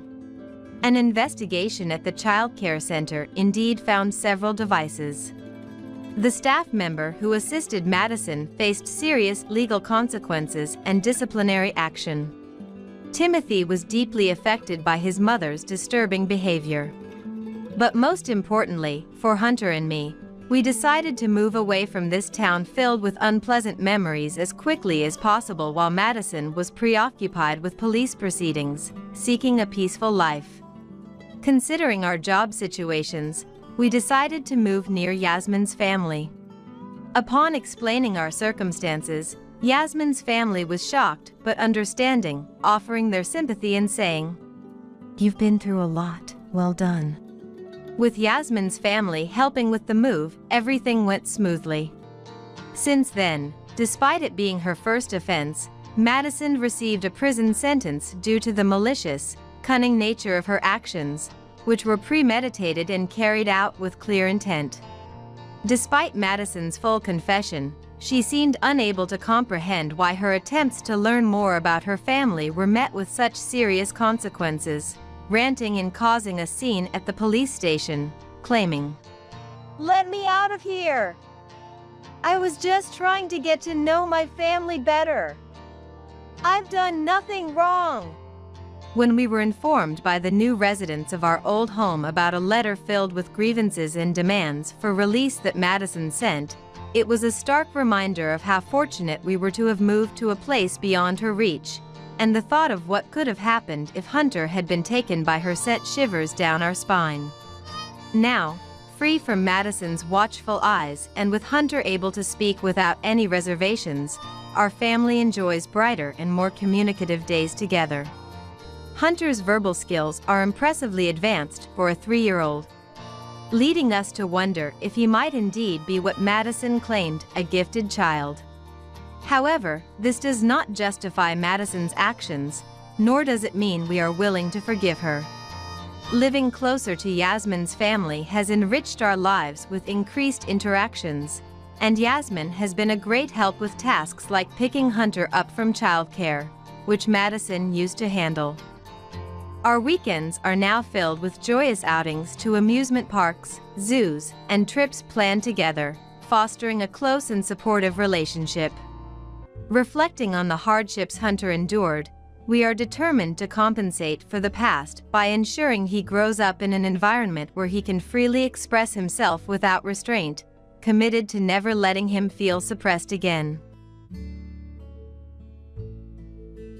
Useless woman! If you're done cleaning, get out of here. It was Christmas, and I was thrown out into the snowy, freezing garden. Hey, it's cold. At least let me change my clothes. My body was covered in sweat from a day's worth of housework, and my wet clothes were rapidly stealing my body heat. There you go. From inside the house, my mother-in-law, Nancy, threw my bag, coat, and shoes outside with a look of annoyance. The front door and windows were locked from the inside, and I couldn't get back in. I felt like I was going to freeze to death. I had to do something. My name is Mary, and I'm 50 years old. I work a part-time job as a cashier at a local supermarket. My husband Charles is a construction worker, and it's been 25 years since we got married. We've always lived in a small apartment, but a few years ago our only son, John, moved out to go to college. And since then, the room has felt both bigger and lonelier. We were never financially well off, but we managed to send our son to college. Last year he got married and moved to a condominium in the next town with his wife, Jessica, starting their life together. Around that time, Charles approached me and asked, "What do you think about moving in with my mom?" After Charles' father, David, passed away from an illness about 10 years ago, Nancy has been living alone. Our apartment wasn't far from her house, so we would visit her once or twice a month to check on her. Nancy in her late 70s seemed to be doing well, but Charles said he wanted to be there to take care of her just in case, given her age. Charles is an only child, and he seemed worried about his mother growing older. Feeling a bit lonely since our son got married, I could empathize with Nancy's situation and agreed to Charles' offer to live together. Charles' childhood home had a garden and, although a bit old, had enough rooms. A light renovation would make it spacious enough for the three of us to live comfortably. We didn't have enough money to build a new house, but we had enough saved up for the down payment on the renovation. The remaining cost could be covered by a loan. Through Charles' work connections, we found a renovation contractor and the work was completed in about a month. Since we knew the contractor, they finished the job for less than the market rate, which helped us save money. I am not an old lady, you know. Jeez. Nancy put on a brave face, but she seemed to like the newly renovated house. Our son helped us move the heavy furniture and the move was done in no time. Sitting in the newly renovated living room drinking coffee with 3 generations of family, I felt a warmth in my heart as if we were experiencing a family reunion for the first time in a long while. When we began living with Nancy, I noticed she hardly did anything around the house. Previously, whenever we'd pop in for a visit, it was never for long, so I hadn't really paid it much mind. When she lived alone, it seemed she just cleaned what was visible and barely did any other housework. She hardly cooked for herself, mostly relying on pre-packaged meals and supermarket deli foods. No wonder I found so many empty plastic trays and food containers in the house before we renovated, I thought to myself. It made sense to me. When I asked Charles about it, he mentioned she had always been that way, often using ready-made or frozen meals. I had heard that Nancy used to work full-time, so initially, I thought maybe her busy schedule was to blame. But now, even with all the time in the world at home, she doesn't cook, clean, or do laundry. Nothing. All those tasks fall on me, while she enjoys chatting over coffee with friends who come to visit. Mary, make some coffee. Haven't you boiled any water? Do that at least. I'd hear Nancy's voice calling out to me almost every day. I only let you guys move in because my son insisted, but you know, she's quite thoughtless. She would say to her friends, I never asked to move in with her. It was Charles who insisted because he was worried about his mom. He felt obligated to stay with her. If she's having friends over, the least she could do is prepare the coffee herself. I wish she wouldn't badmouth me as if I'm the one at fault. I still have my part-time job. When I'm not working, I'm swamped with housework from dawn to dusk with no time for myself. Every day, without fail, another friend of Nancy's drops by. At this rate, I wondered if there was even a need to live together. Being friends with Nancy, they seem quite alike. Oh, I forgot to bring cookies. Mary, was it? Could you buy some? They treat me like a servant and not even reimburse me. When I brought this up to Nancy, she'd laugh it off. Don't be so pity. Lighten up. Every week, she'd dress up and go out shopping or somewhere with her friends, not returning till late. Meanwhile, I'd be drowning in housework. Charles, maybe because he's busy at work, would often come home late.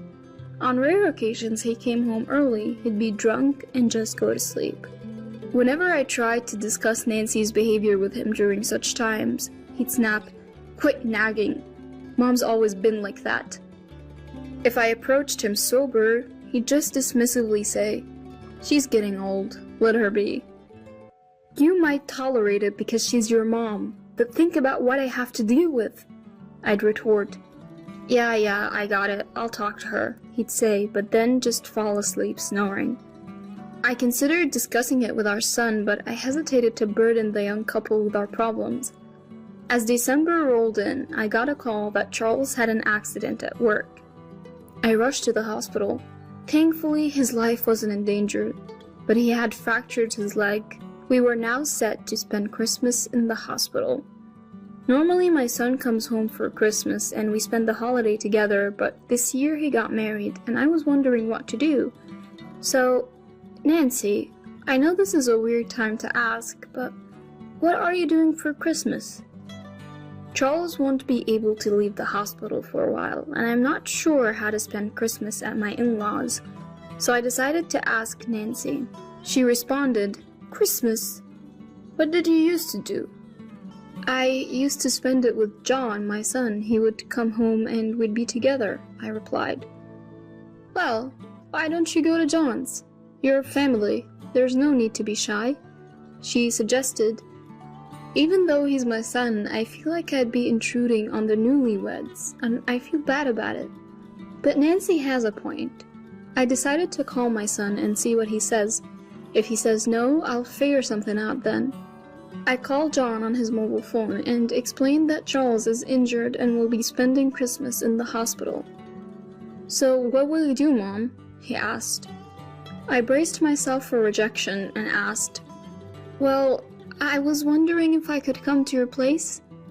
To my surprise, he agreed. "Sure, Jessica wants to have a good chat with you too. It works out perfectly." I was taken aback by how easily he agreed. When I told Nancy, she was pleased and said, "Yes, that's good. Take your time," she said, seeming to be in an unusually good mood. I asked her, "What about you, Nancy? What will you do?" "Me? Oh, I'll be fine by myself," she replied. I was surprised by her response, as I was expecting her to be busy during Christmas. "So I'll finish up the housework and head over to John's on Christmas Day," I told her. On our way back from the hospital, Nancy and I talked about our plans. It was the coldest day of the year, with snow flurries in the air. I had prepared everything the night before, so in the morning I was busy wiping windows and cleaning the kitchen. Even Nancy, who usually doesn't do much, helped me clean the floors in the shower room. I was surprised by her helpfulness. After finishing the cleaning inside the house, I picked up a broom and started sweeping the yard. It felt warm when I first stepped outside, but as the day went on, it got colder. I planned to go inside to put on more layers, but when I tried to open the front door, it was locked. I walked around the house, but all the doors were locked. I wonder if Nancy forgot I was outside and locked the door. "Nancy, please open up." I called out to Nancy in a loud voice. "Are you still here? I thought you left a while ago." I heard Nancy's voice from inside. My sweaty body started to feel cold, and I couldn't stop shivering. "I haven't changed yet, and my luggage is still inside. Please, I'm begging you to open the door." I raised my voice in desperation. "There. Isn't the cleaning done already? Hurry up and go," Nancy said while roughly throwing my rolling bag, shoes, and coat through the large window next to the front door. After that, no matter how much I screamed, there was no response from inside. With no other choice, I put on the cleaning sandals instead of my shoes, wrapped my coat around my chilled body, and walked to the bus stop. My son's condominium is about a 20-minute bus ride from my in-laws' house. "Mom, you're late. I was about to go pick you up because I was worried." My son greeted me at the entrance of his condominium after I pressed the intercom button on the first floor. "Mary, long time no see."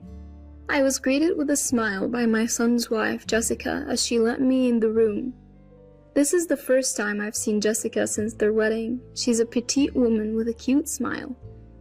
"Mom, you look frozen. Did something happen?" I told my son about how I was locked out by Nancy while gardening.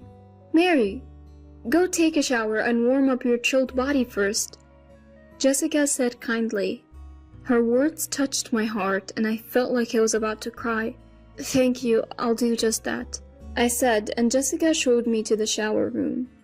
As I took a warm shower, I could feel the warmth gradually returning to the core of my body and the sensation returning to my fingertips.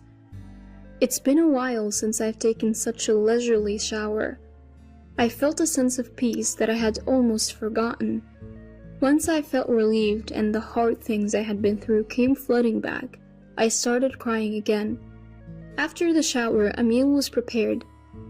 "I'm not sure if it's to your liking, but please go ahead." Having a meal prepared for me without having to cook myself, it's been years since that last happened. I took a bite. Delicious. It was a nostalgic taste. "Jessica, you're a great cook," I complimented her. "Ah, I asked my mom for the recipe and practiced for today. I'm so happy. Thank you," Jessica said with a shy smile. "It's been a while since I've had such an enjoyable meal." After the meal, I felt happy as I helped Jessica clean up the dishes. I didn't want to ruin the mood, but I began to quietly talk about what happened at my in-laws' house. My son considerately asked Jessica to leave the room. He probably didn't want her to hear too much. After listening to my whole story, my son seemed to remember something and said, "By the way, Nancy didn't pay much attention to me when I was little, and she didn't seem too happy either. Come to think of it, we only took him to his grandparents' house when he was little. It seems it wasn't just because he got busy playing with his friends that he stopped visiting them. She once told me to go away when I visited," he added. My son had his own thoughts about Nancy. He continued, "But I didn't think it was that bad. Once things settle down, let's go visit Nancy together," he said. Since we started living together, Nancy has treated me terribly, but today was a bit strange even compared to that. I felt relieved knowing that my son would be with me. After pouring out what was in my heart, I felt much lighter. I never thought we could talk about this kind of thing. My son has really grown up. The next morning, as per my usual routine, I got up early and was relaxing in the living room watching TV. I thought about preparing breakfast, but I didn't want to touch the kitchen without permission, so I decided to take it easy. My son and his wife were still asleep. Suddenly the phone rang. Who could it be this early in the morning? I wondered as I checked the display. It was my in-law's number. Surprised, I answered the phone, and a male voice that I didn't recognize spoke from the other end. "Nancy's in trouble. Please help." Nancy? That's my mother-in-law's name, but whose voice was that? "Who are you? Why are you there?" I asked. The man on the other end stuttered, Then the call was cut off. A bad feeling washed over me, and I quickly woke up my son. We headed to my in-laws' house together. When we arrived, the front door was unlocked. "Nancy?" We called out as we entered the house, but there was no response. My son and I cautiously proceeded inside. We didn't know the identity of the man from the phone call or if he was still there. There was no sign of anyone in the living room.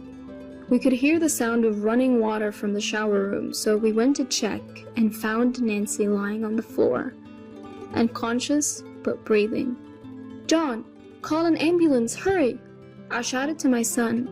At the emergency hospital, Nancy was receiving life-saving treatment.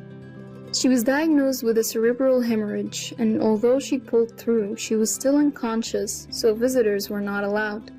We couldn't ask Nancy what happened between Christmas night and the morning, leaving us in the dark about the situation. I started visiting the hospital every day, but it wasn't until a week after Nancy had been admitted that she regained consciousness. By that time, Charles had also recovered enough to walk with crutches, so he had been discharged from the hospital.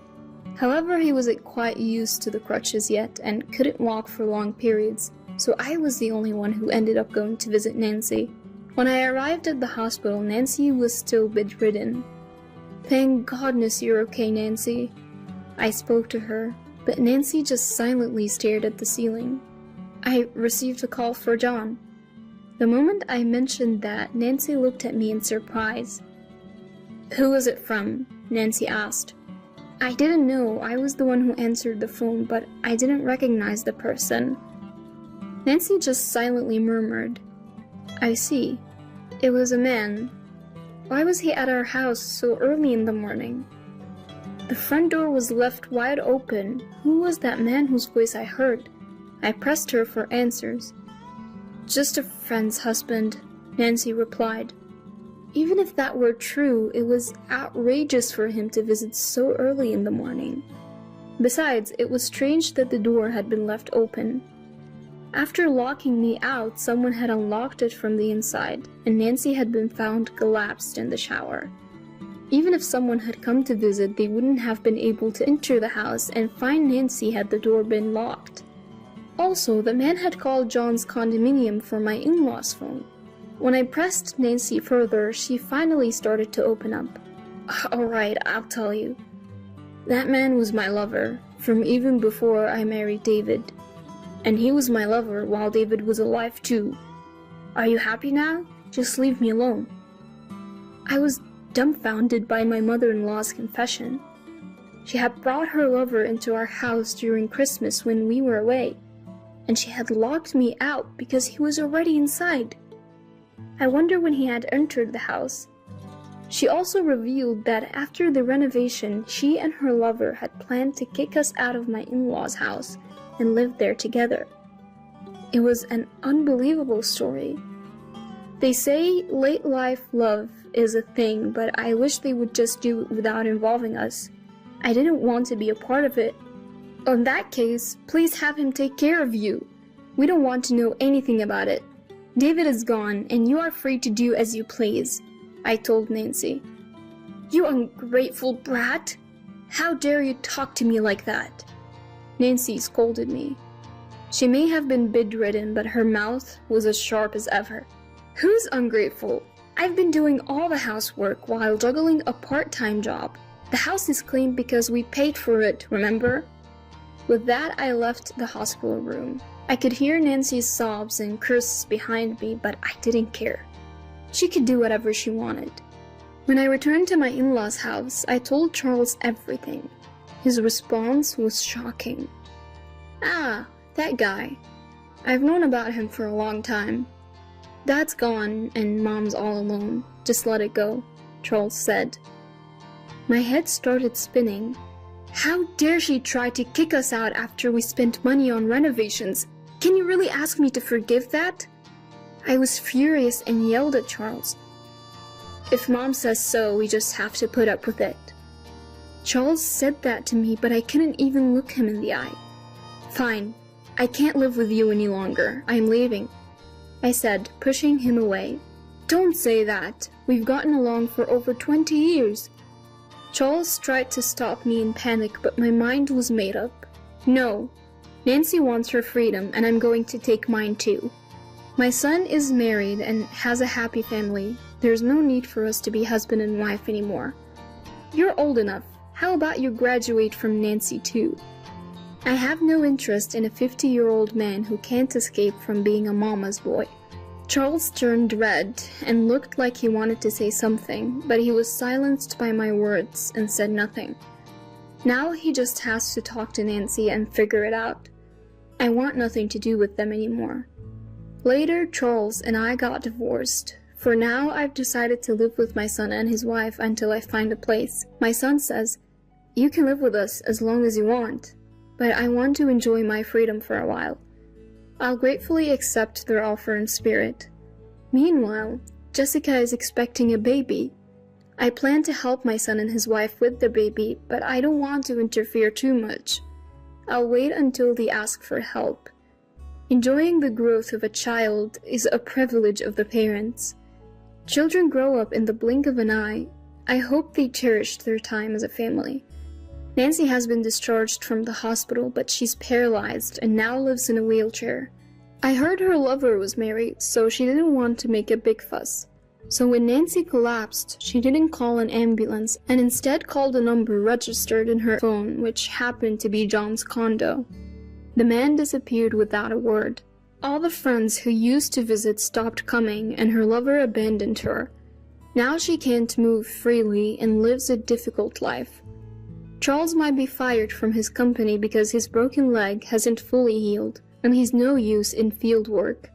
I, on the other hand, have been promoted from part-time to full-time, and I'm about to find a new apartment.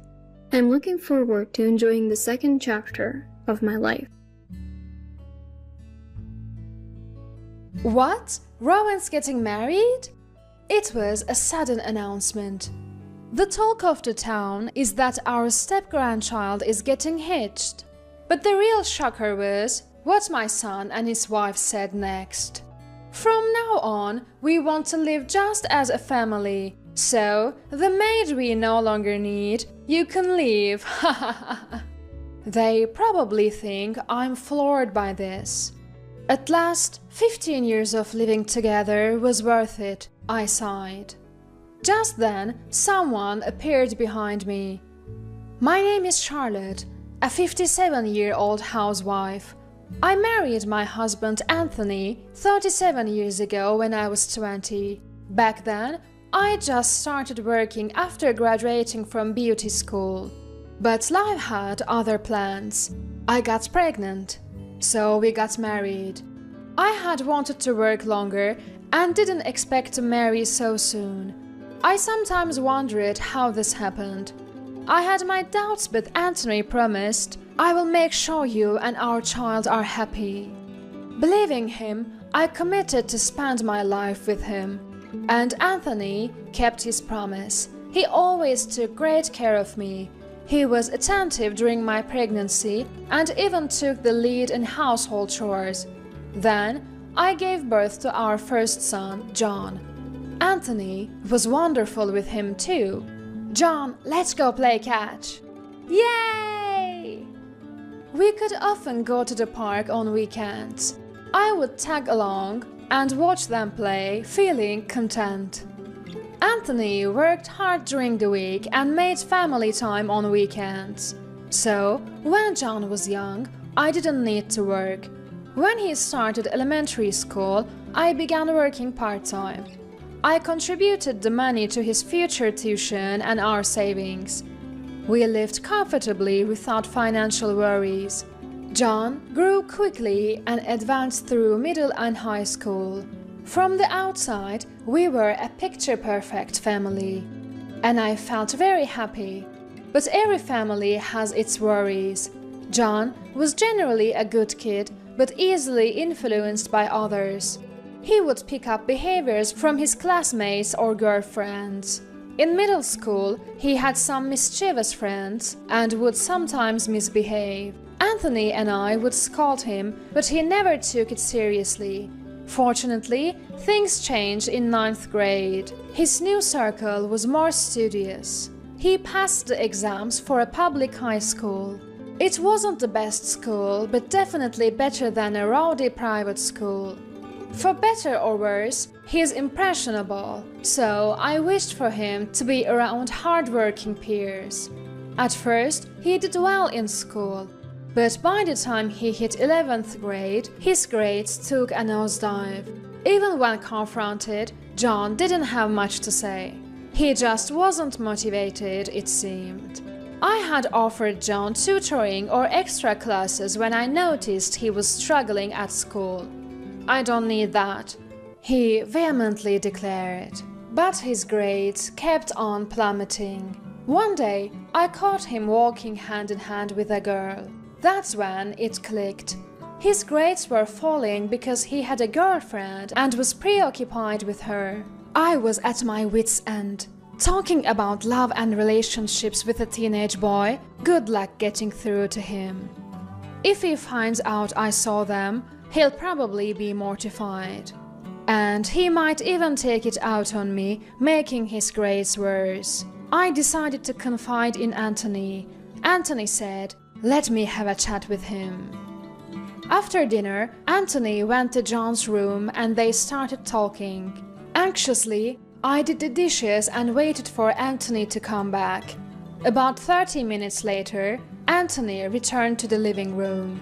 I had a good talk with him. Just like you said, he got carried away with his new girlfriend.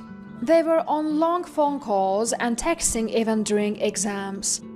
I reminded him that studies should come first, and he agreed to refocus. Anthony updated me. "Thank you." I sighed with relief, grateful for Anthony's steady parenting.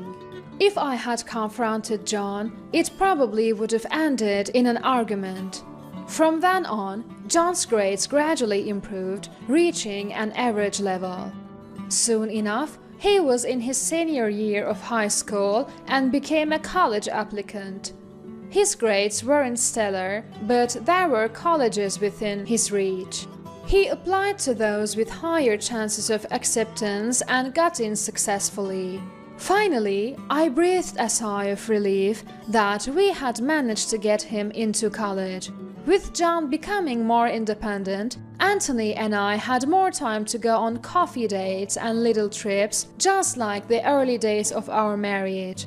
I felt like we were dating again, or just newlyweds.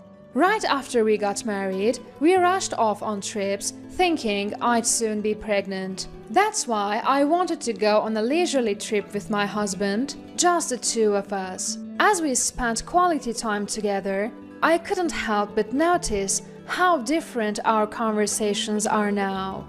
When we were dating, it was all about Anthony's work or my school life. Now, it's mostly about our son. Couples who've been through parenting end up talking about their kids, no matter how old they get. We got married quickly after I became pregnant, so we were still quite young. I was just about in my 30s, and Anthony was in his early 40s. That's why we could travel to many places. Then time flew, and John graduated college and started working. Just when we thought our parenting days were over, John dropped a bombshell. I've decided to get married. Anthony and I couldn't believe our ears. He just started working and he's already getting married? John's only been employed for about 6 months. That's way too soon. We were worried as parents, but then we realized we got married even earlier than he did. But Anthony was 25 and had been working for 3 years. So we still thought John was rushing things. Did she get pregnant or something? Is that why you're hurrying? Since we got married due to a pregnancy, we asked him that. But it turns out that's not the case. No, I genuinely want to marry her, John confidently said. Anthony and I felt relieved. It seems like John is truly in love, and that's comforting. He's passionate and employed, so that's a good start. A few days later, we meet John's fiancée. But Anthony and I are in for another surprise. Hi, I'm Haley. Next to John's fiancée is a child, roughly between 3rd and 6th grade. Our attention shifts entirely to the boy. Who's this young man? It can't possibly be John's child. So that means... This is Rowan, my stepchild. Stepchild? Turns out, the boy is Haley's child from her previous marriage. We were stunned because we had no idea that there was a stepchild involved.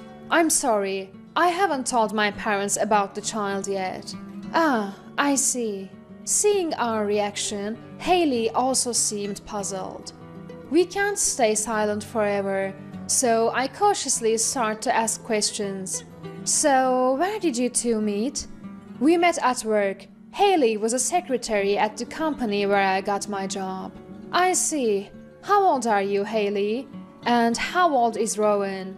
I'm 30 and Rowan is 10. I see. So, she had her child when she was around 20, just like me. I hate to ask, but why did you divorce your previous husband? He cheated on me. I see. Mom, Dad, you're firing questions too fast. Sorry about that.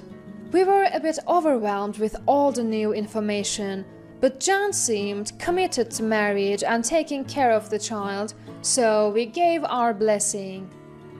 And so, John and Haley got married. They've been living happily ever after with Rowan. There are concerns, but it's good to see John leading a happy married life. But then, about 6 months later, another issue arises. Anthony suddenly falls ill.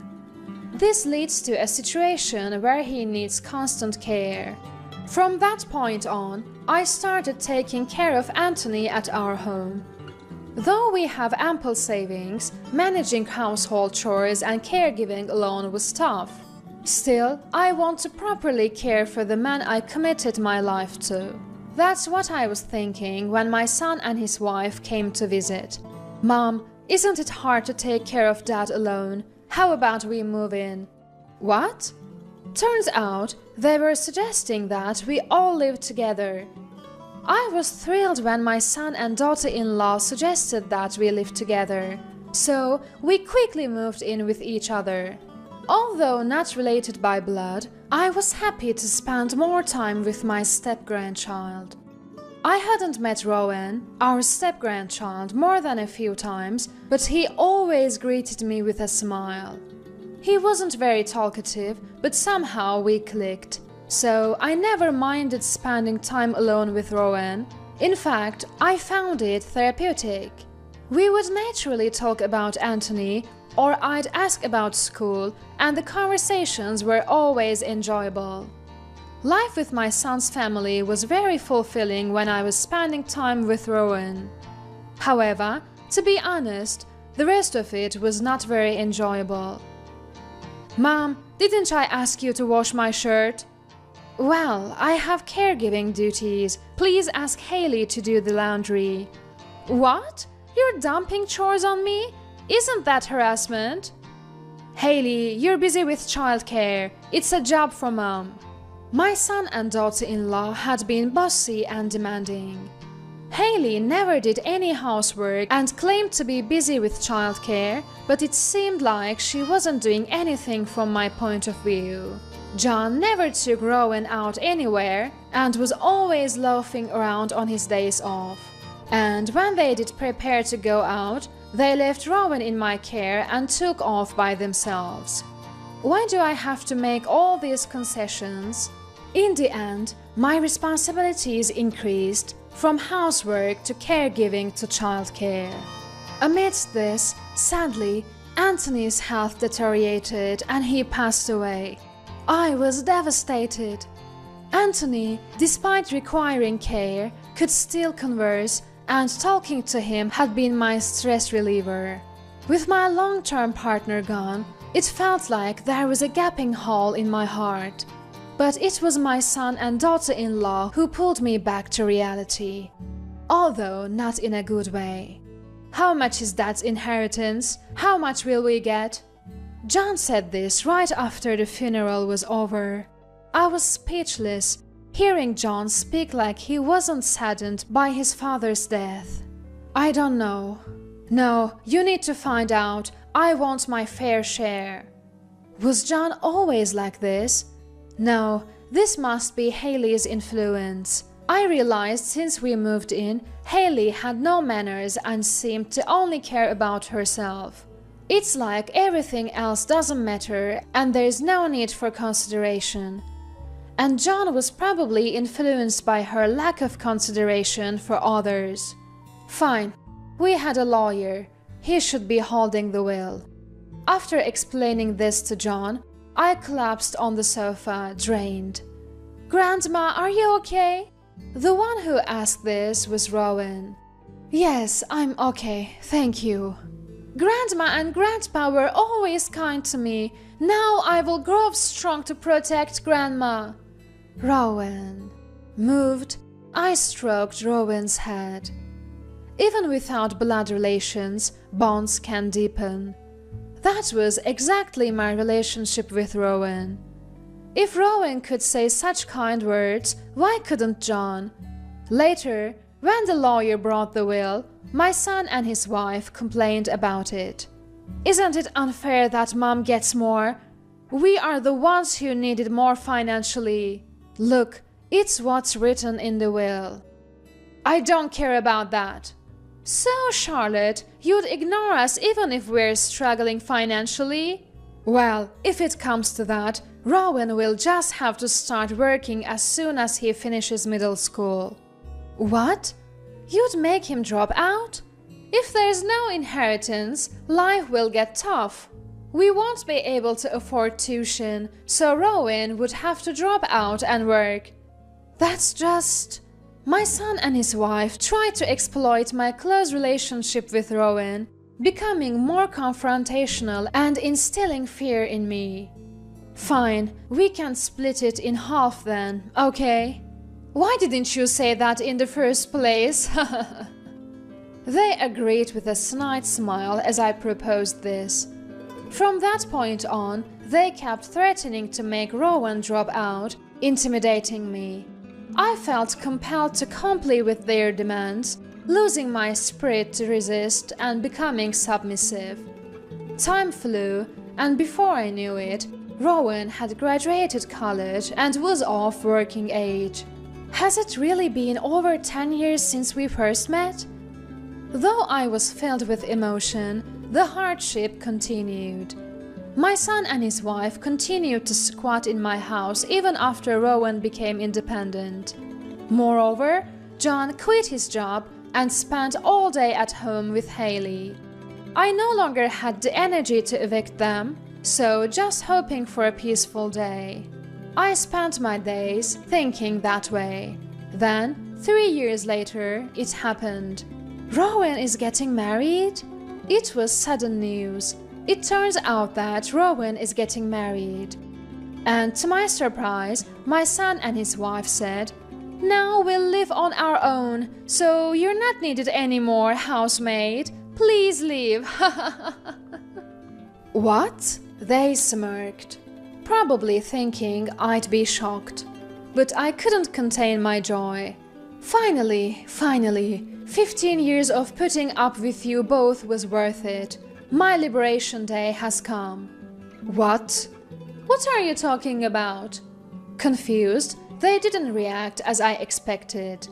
Just then, someone appeared behind me. "Grandma, I'm home. Welcome back, Rowan." "Rowan? Why are you back?" "You didn't say you'd be back today." I told Grandma. I was going to surprise you all about getting married, but looks like Mom and Dad spilled the beans. Rowan said this, and they smirked again. "Ah, so you were also looking forward to kicking Grandma out of this house?" "What? No. This house doesn't belong to anyone anymore." "What?" My son and his wife were shocked at Rowan's words. "What do you mean?" "Grandma already sold the house." "What the heck? Why would you do something like this?" John was fuming. His face beat red. "This house is in my name. I inherited it, so I have every right to sell it." "What are we supposed to do now? Where will we live?"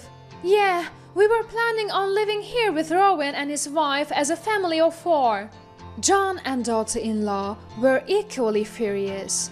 But Rowan responded calmly. "Actually, that was a lie."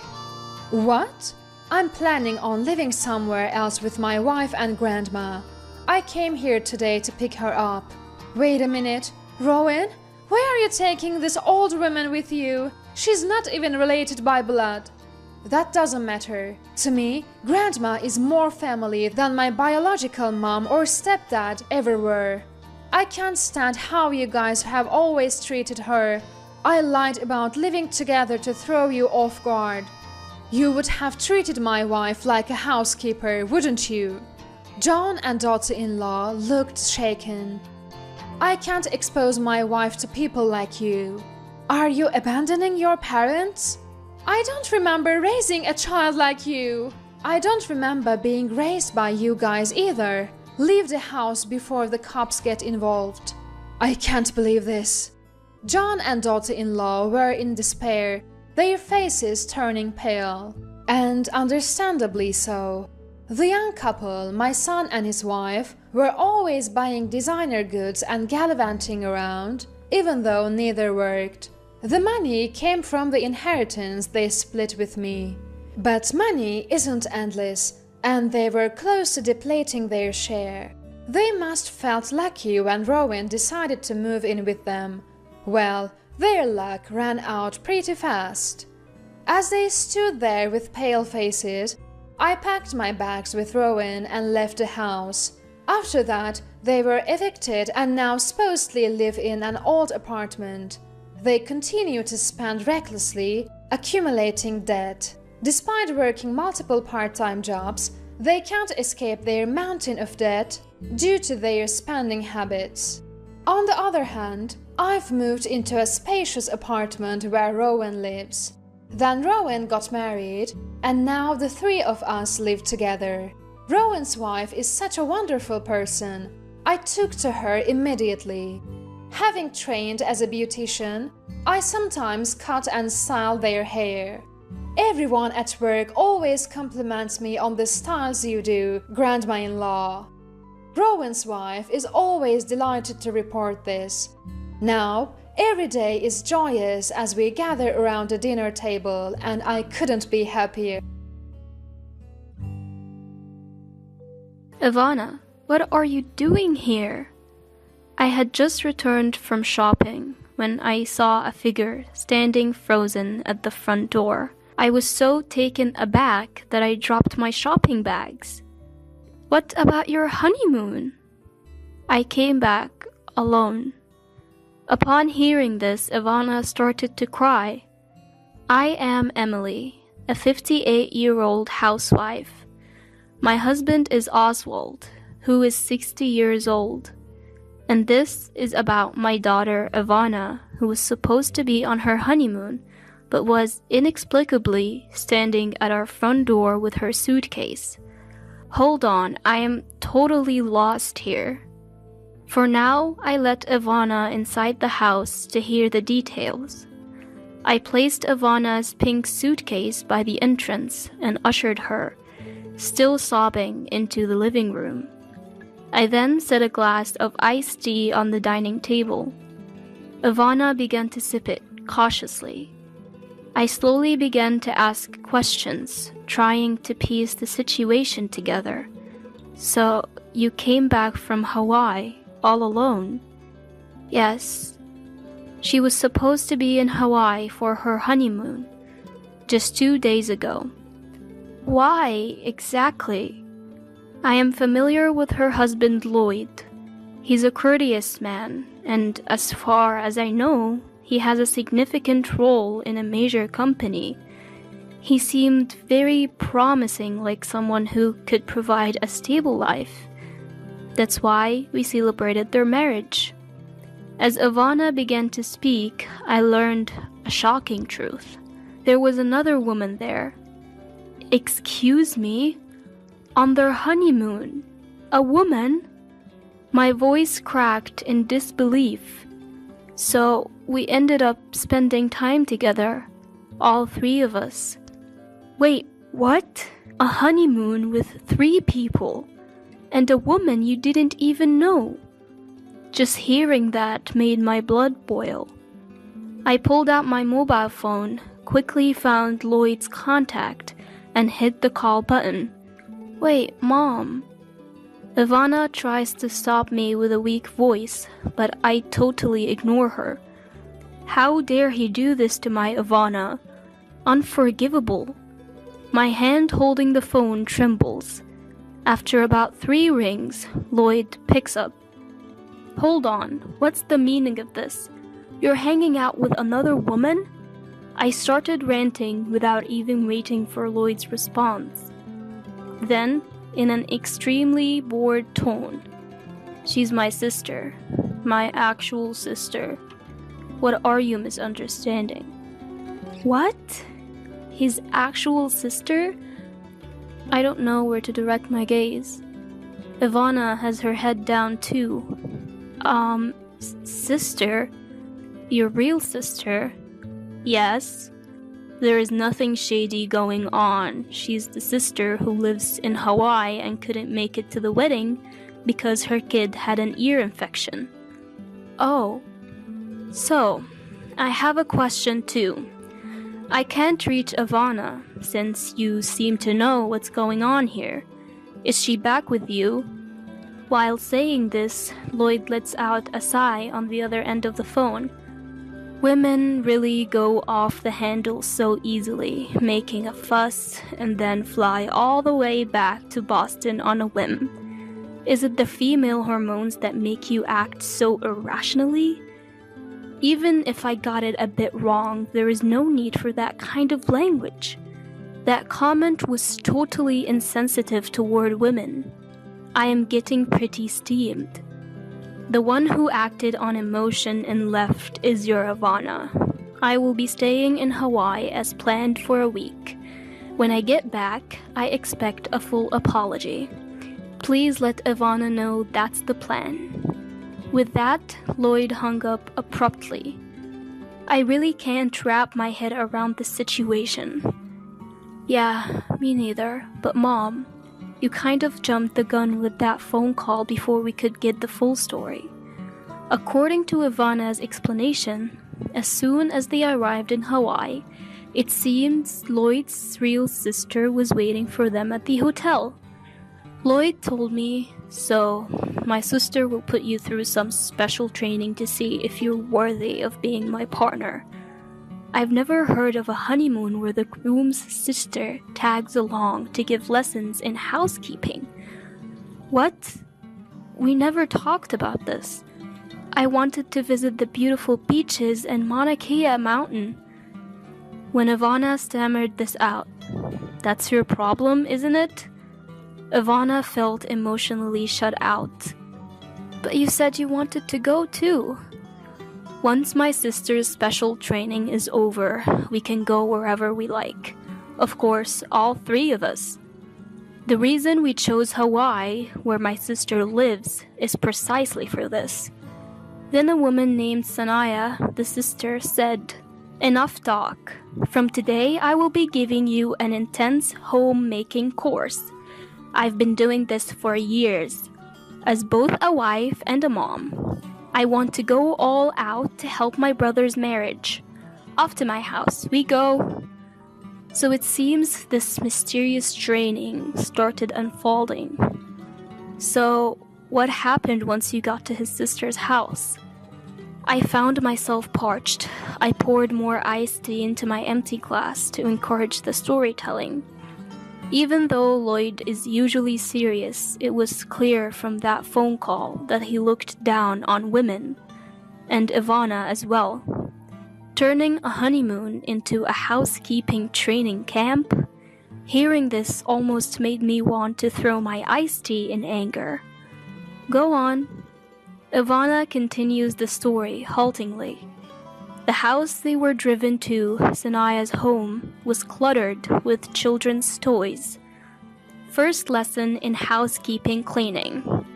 Apparently, she was told to clean the scattered toys. Next is the shower room, and also the toilet. While Ivana was doing the work, Sanaya, claiming to be supervising her housekeeping skills, was spending time with Lloyd in the living room. Isn't this basically using your partner for menial tasks under the guise of visiting home?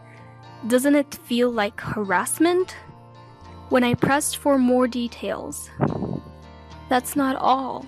Fresh tears streamed down from Ivana's eyes. They told me to make dinner for Sanaya's family of 4 plus the 2 of us, just using what was in the fridge. I've never cooked for 6 people before. I thought I would learn how to cook as we went along in our marriage. I couldn't even come up with a menu. Ivana's ordeal continued. So I found some eggplant in the fridge and tried to look up recipes on a cooking community website on my phone.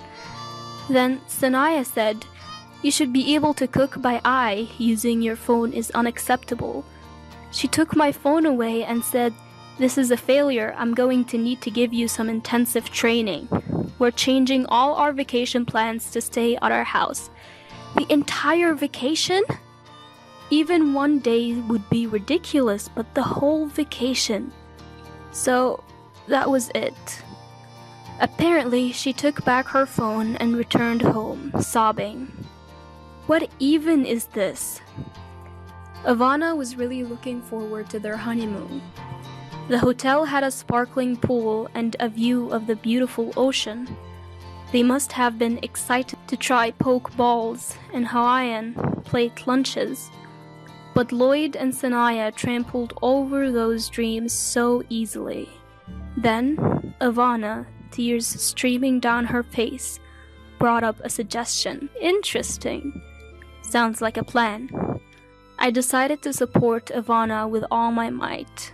As soon as the honeymoon was over, Ivana received a call from Lloyd. "We're coming over tomorrow to discuss how we're going to live from now on." When Ivana asked, "What do you mean by how we're going to live?" "You failed as Lloyd's partner, so we need to discuss what's next. Seth said you're a total failure in the kitchen. We need to talk specifics. Seth is coming with me. So listen carefully and think about where you went wrong." What? Reflect on my actions? I was about to explode with anger at that arrogant and unreasonable demand. But them coming over actually works in my favor. I decided to handle this calmly. Finally, the day of the confrontation arrived, and Sanaya and Lloyd showed up. "Well, Ivana, done any reflecting?" Lloyd starts off with arrogance right away. The serious demeanor he had during our first meeting seemed to have flown away. "For now, please, come in." I led the two of them into the living room. "Now, let's start the Ivana's partner test." I called out loudly for my husband, who was waiting in the other room. "All right." My husband walks in holding a yoga mat, a confident smile on his face. "Gotta keep in shape to protect the family. First, we're going to work on our core and back muscles." My husband has recently become concerned with aging and started going to the gym. With thrice weekly workouts guided by a personal trainer, he's got a solid chest, even at 60. "Alright, we're doing push-ups on this mat. It's a competition. Lower yourself down for 3 seconds, count slowly, and then push back up. That's 1 rep. If you don't stay down for 3 seconds, you won't engage your core muscles." Lloyd, who appears to have never worked out a day in his life, is utterly shocked. If you're saying Ivana needs a Lloyd's partner test, then I'm going to test if you're fit to be Ivana's partner. Keeping in shape is important for family support and child rearing too. Now, place your hands slightly wider than shoulder width apart and get into a push-up position. Come on, hurry up. It felt like boot camp, as if a merciless drill sergeant was waiting to put Lloyd through the ringer. Both my husband and Lloyd assume the push-up position. And 1. At that moment, Lloyd collapses onto the floor and can't get back up. He's stuck to the floor like a squashed frog. "You can't do it. I can do 50, you know." My husband is breezily doing push-ups beside him. His glasses are askew, his tie is crooked. Lloyd remains collapsed. "Alright, you're next." I turned to Sanaya, who was standing there, dumbfounded. "What? Me too?" Now it's Sanaya's turn to be surprised. "You seem to be fond of my Ivana. I will be the judge of whether you have the ability as a mom and a wife, and whether you're fit to guide my Ivana." Yes, this was the retaliation plan that Ivana had suggested to me. Sanaya's home had mold growing in the shower, and her toys were just pushed to the side. She wasn't exactly in a position to teach me how to clean. Based on what Ivana told me, I had formulated a plan. Then, I forcefully pulled Sanaya into the living room. "I've lifted dirty just for you. This is your test. Now, start cleaning." Sanaya tried to deflect, saying, "I came here for discussion from Hawaii." "Huh? Didn't you make Ivana do chores under the guise of guidance and steal her leisure time? Well, I'm just returning the favor. Clean up quickly and call me when you're done. The next test awaits." I go back to the living room and make some good tea. I hand a cup to Ivana, who's quietly watching the plan unfold, and we both sit on the sofa.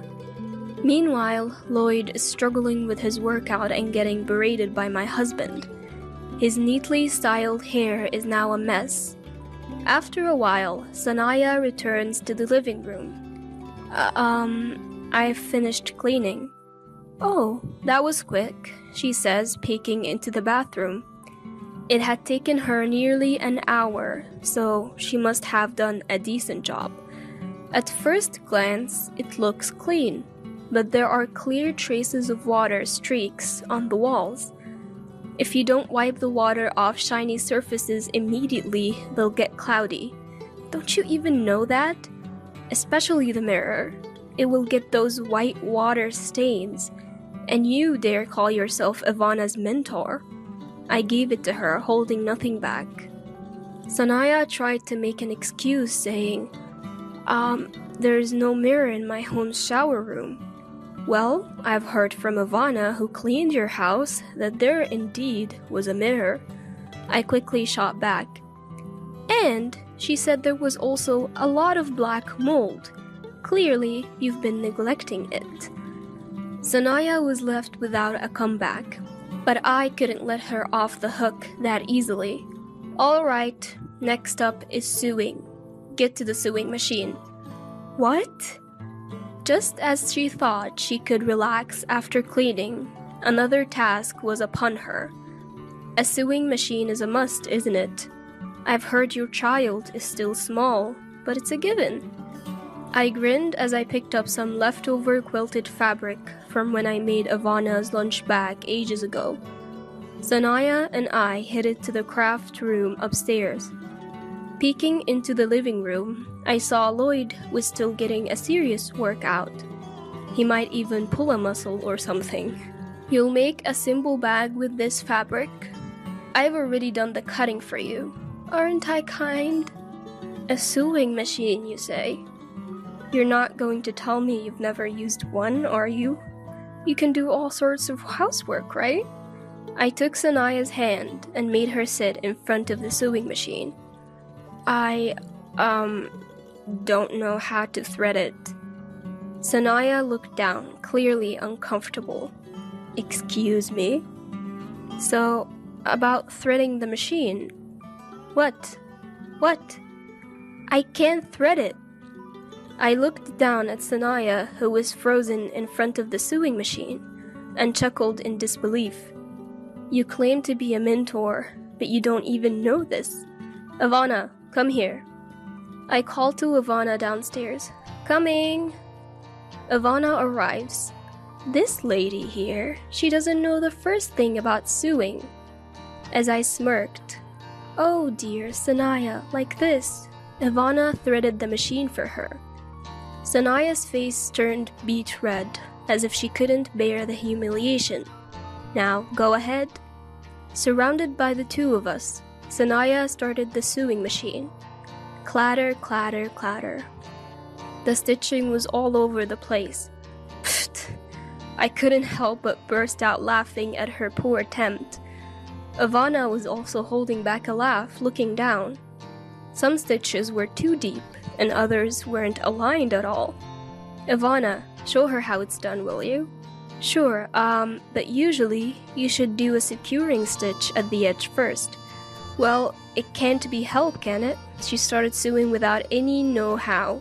Our so-called leader here knows nothing. Ivana skillfully operated the sewing machine, stitching it straight. Having loved sewing from a young age and being in the sewing club through middle and high school, this was a piece of cake for Ivana.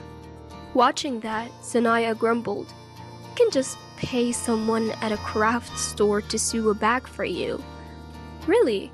Then what's the difference between outsourcing your sewing to a craft store and replacing your lack of cooking skills with supermarket pre-made meals? There are things you can do that Ivana can't, and vice versa. Stop making excuses and picking and choosing to suit your convenience. I said just that and headed down to the living room.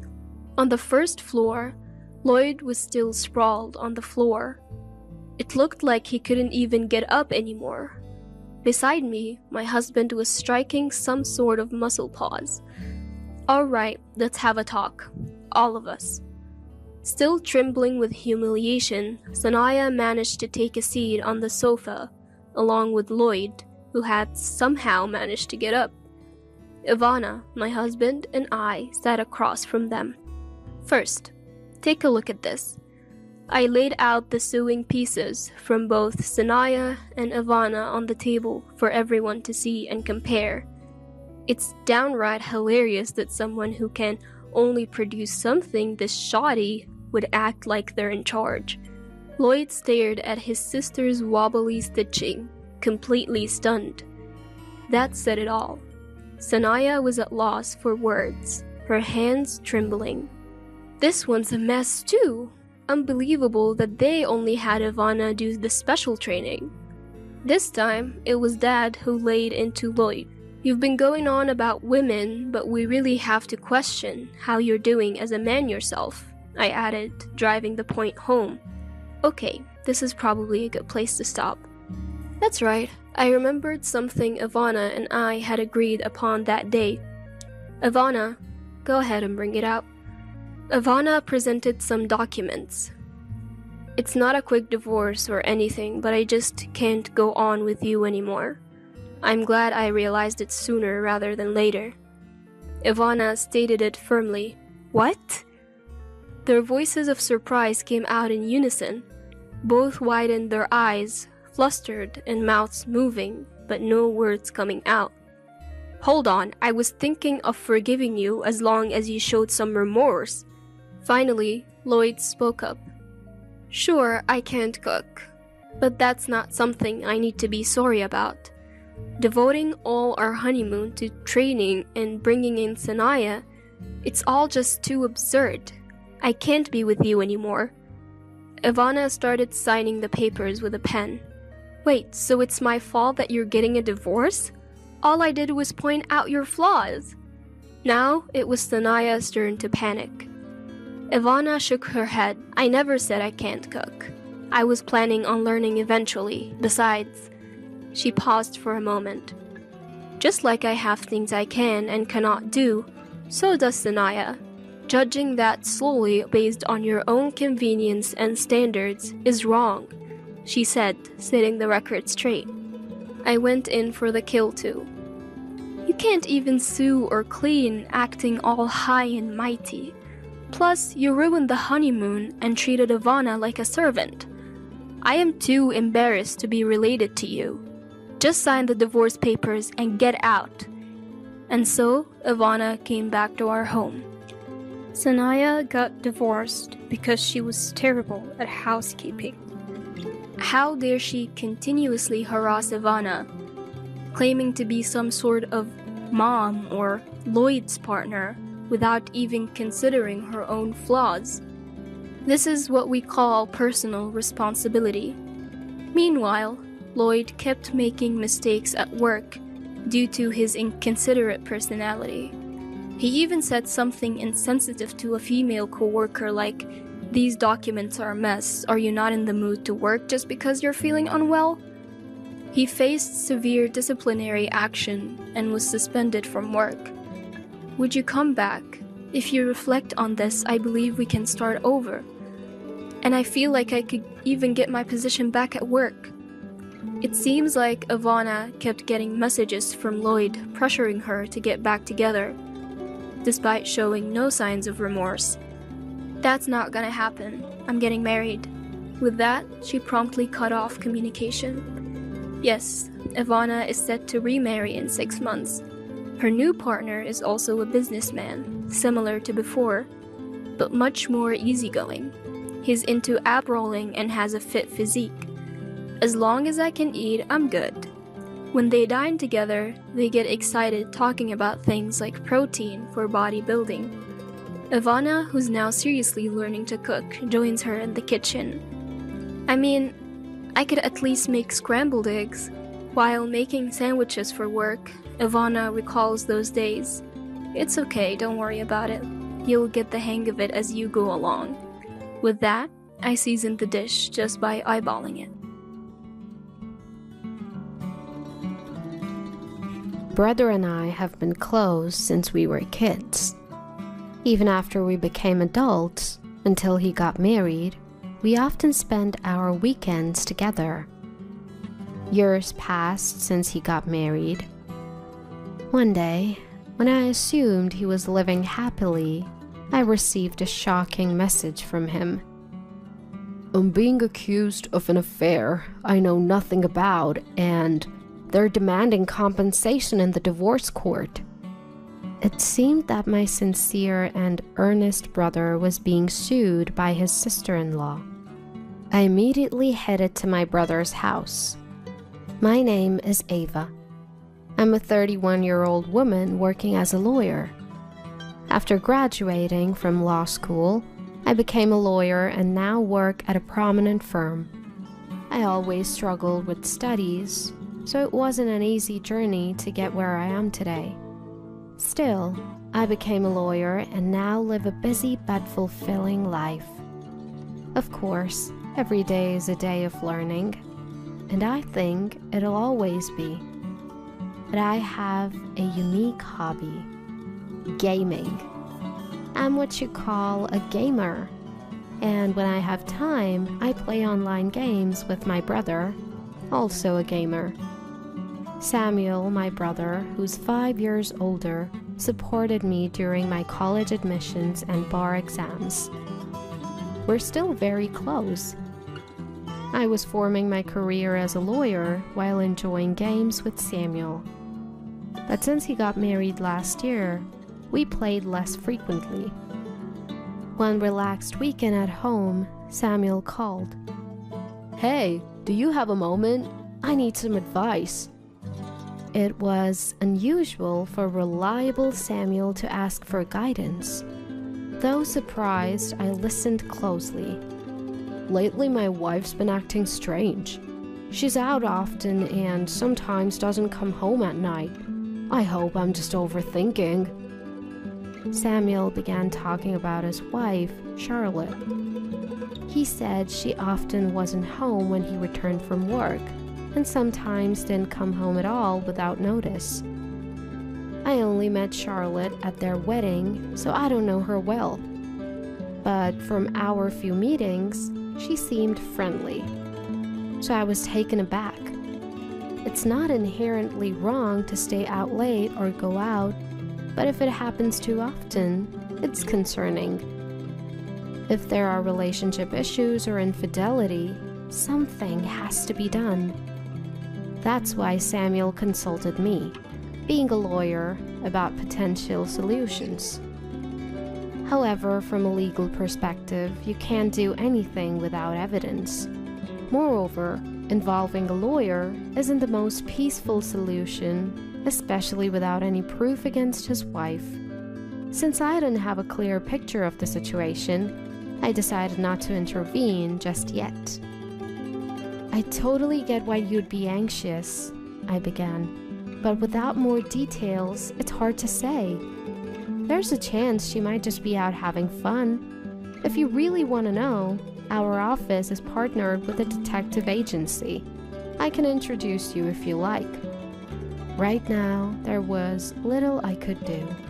However, if Samuel was truly concerned, I thought it might be best for him to look into it. So I suggested he hires a detective. "A detective, huh?" Samuel mused. "That's an option.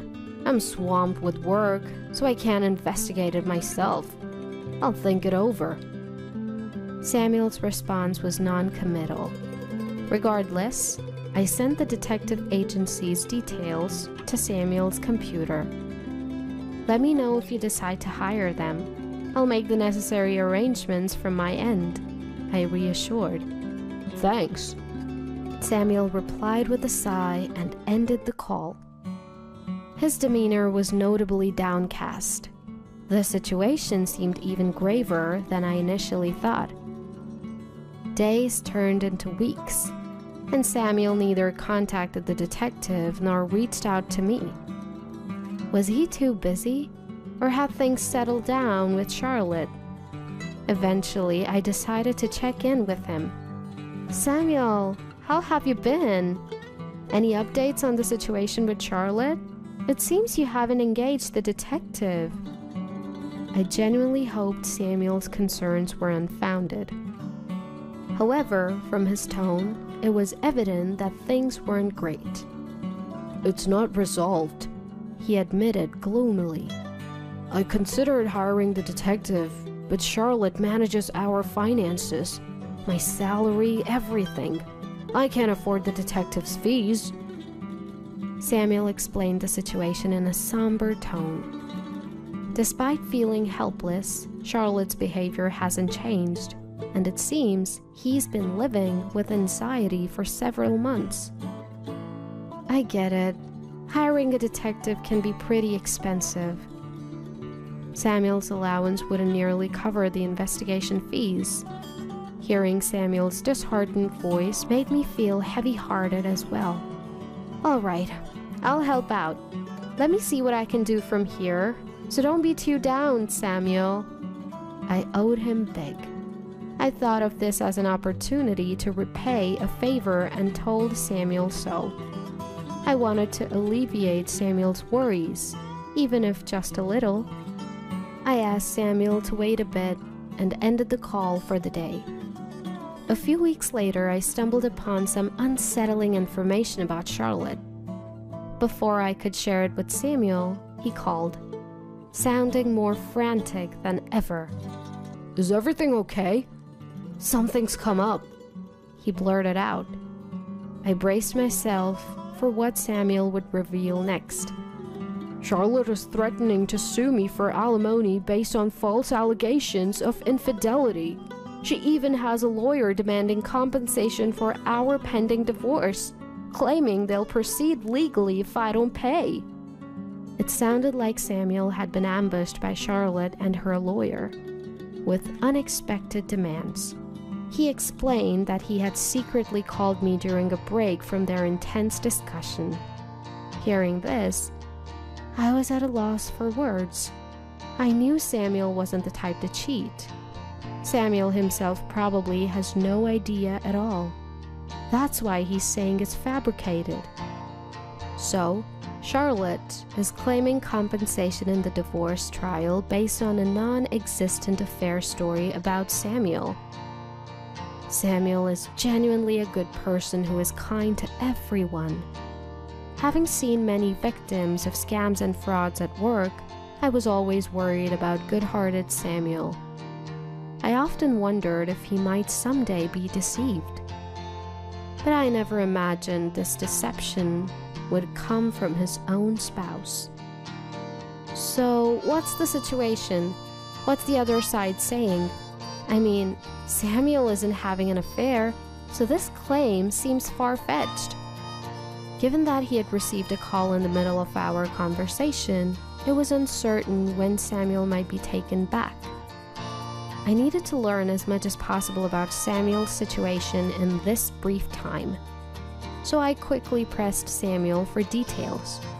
He shared that someone had snapped a photo of him during a business meeting with a female colleague, and now they were using it as proof of an affair. In the photo, both of them were dressed professionally, and the location wasn't suggestive in any way. It was clear they were forcibly trying to frame it as evidence of infidelity. There were a few things that struck me as odd at this point, specifically the approach of the opposing lawyer. A lawyer is a professional after all. They wouldn't do anything to harm their client's interests. If it's a case of infidelity, they'll do their utmost to reduce the compensation amount in a divorce trial if their client is the one having the affair. If their client is the victim, the lawyer's job is to claim the maximum compensation. But demanding compensation based on such flimsy evidence was highly suspicious.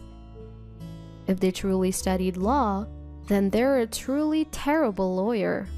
If such unreasonable demands were met, anyone could make wild compensation claims. There was no need to accept such an absurd request. As a family, I couldn't stand by and do nothing. Samuel, I'm coming over right now. Don't answer anything they say until I get there. Just stay put and wait for me. I decided to step in as Samuel's lawyer and talk to Charlotte and her lawyer. From lounging in my casual clothes, I quickly changed into my suit, shifting into work mode. I called a taxi and headed to Samuel's house as fast as I could. Upon arrival, I took a deep breath and rang the doorbell. It was Samuel who answered, and he welcomed me inside. Heading to the living room, I found Charlotte sitting next to an unfamiliar man. This man seemed to be Charlotte's attorney. Both of them looked at me in surprise. "Sister-in-law, it's been a while." I greeted Charlotte briefly and then introduced myself to the man beside her. "Nice to meet you. I'm Ava, an attorney. I'm here today representing Samuel." At my words, both Charlotte and her attorney looked shocked. "What? Ava? A lawyer? You're joking, right?" Charlotte mumbled, exchanging a quick glance with the man beside her. It's understandable that she was taken aback. She had no idea that I practiced law. I had been approached for free consultations and mentioned behind my back, leading to past troubles. As a result, I seldom share my profession with anyone other than close friends and family. Of course, that includes relatives too. Samuel understood my sentiments, so he never mentioned my job to Charlotte. That's probably why she was so surprised to see me step in as a lawyer. Charlotte controlled Samuel's income. He wouldn't have the means to hire a lawyer under normal circumstances. Perhaps she thought Samuel would be defenseless and took this opportunity to make her claims. Silently seated were Charlotte and her attorney. As I was pondering the next move, Charlotte's supposed lawyer spoke up. "I don't care if you're a lawyer or not. Your brother cheated. He should obviously pay compensation, right?" Beside him, Charlotte nodded in agreement. Did they genuinely believe they could win compensation in a divorce case with that? "What do you have as evidence of this alleged affair?" While I could never believe any tales of Samuel's infidelity, the two kept insisting even after I arrived. Wondering if they had any additional evidence beyond what Samuel shared with me, I pressed the opposing lawyer. "He was having dinner with another woman. That's solid proof. Let's say we'll let it slide for $50,000. You wouldn't want this getting out to family or his workplace, would you?" The man's words could be construed as a threat. I almost chuckled, demanding $50,000 based on such a flimsy accusation. Doesn't he realize how ridiculous he sounds? His bold claims only made me want to laugh more. By this point, my suspicions were nearly confirmed that this attorney might just be a fake. Despite being a so-called attorney, he had employed what seemed like threats against Samuel, something that had caught my attention from the start. I initially thought he might just be a corrupt lawyer, but even with a genuine attorney like me present, he kept making statements no real lawyer would utter. Claiming $50,000 compensation based on a mere public meeting is absurd. Just being in a suit in broad daylight in a public place doesn't prove infidelity. To prove adultery, there needs to be direct evidence of actual misconduct. Any attorney would know this. It's a fundamental aspect of the law. If he doesn't even know this, something's off. "I understand your concerns," I began, "but we can't just agree to the payment. Sir, could you provide your attorney license number and your full name? If you could also provide the name of your firm, I'll get in touch to set up another meeting." I pressed the opposing lawyer for his credentials. As expected, he began to falter. "I can't quite remember my license number right now. I must have forgotten. Please contact my wife for appointments." Forgetting one's own attorney license number? That's unimaginable for a real attorney. It's clear he's trying to deflect and quickly exit the situation. You can't say it, can you? Because you're not a real lawyer. I hit the nail on the head. I thought he would admit it now, but he defiantly countered. "What are you talking about? That's absurd. I could sue you for defamation." If he could, I wished he would. I couldn't help but burst out laughing. If you're genuine, then tell me. A trustworthy attorney wouldn't hide their identity, and a real attorney wouldn't threaten to sue over such a minor issue. I replied with a smirk, leaving him speechless. The tables seemed to have turned. Both Charlotte and the imposter attorney looked defeated. Now, the ball was in my court. Mr. Fake Attorney, aren't you actually Logan, sister-in-law's former classmate? You work in sales, don't you? Hearing this, the two of them looked up in shock. Samuel, who had been quietly watching the exchange beside me, looked at me in surprise. You're not an attorney. Your sister-in-law's affair partner. It wasn't Samuel having the affair. It was you two, wasn't it? Am I right, Charlotte? Everyone in the room was taken aback by my revelations. The sudden appearance of an attorney who knew everything must have been startling. I had been consulted by Samuel, and after learning he couldn't afford to investigate, I took matters into my own hands. I couldn't stand seeing Samuel so distressed. An investigation revealed Charlotte's affair. I had been informed of every detail about the man she was seeing, including his identity. When I arrived at the house and saw Charlotte with the man next door, I was equally taken aback. Turns out, the man who claimed to be Charlotte's lawyer was actually her affair partner. I had done my homework.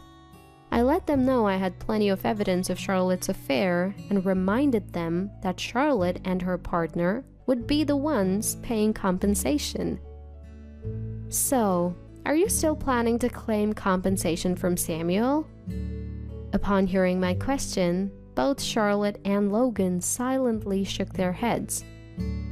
I'm so sorry.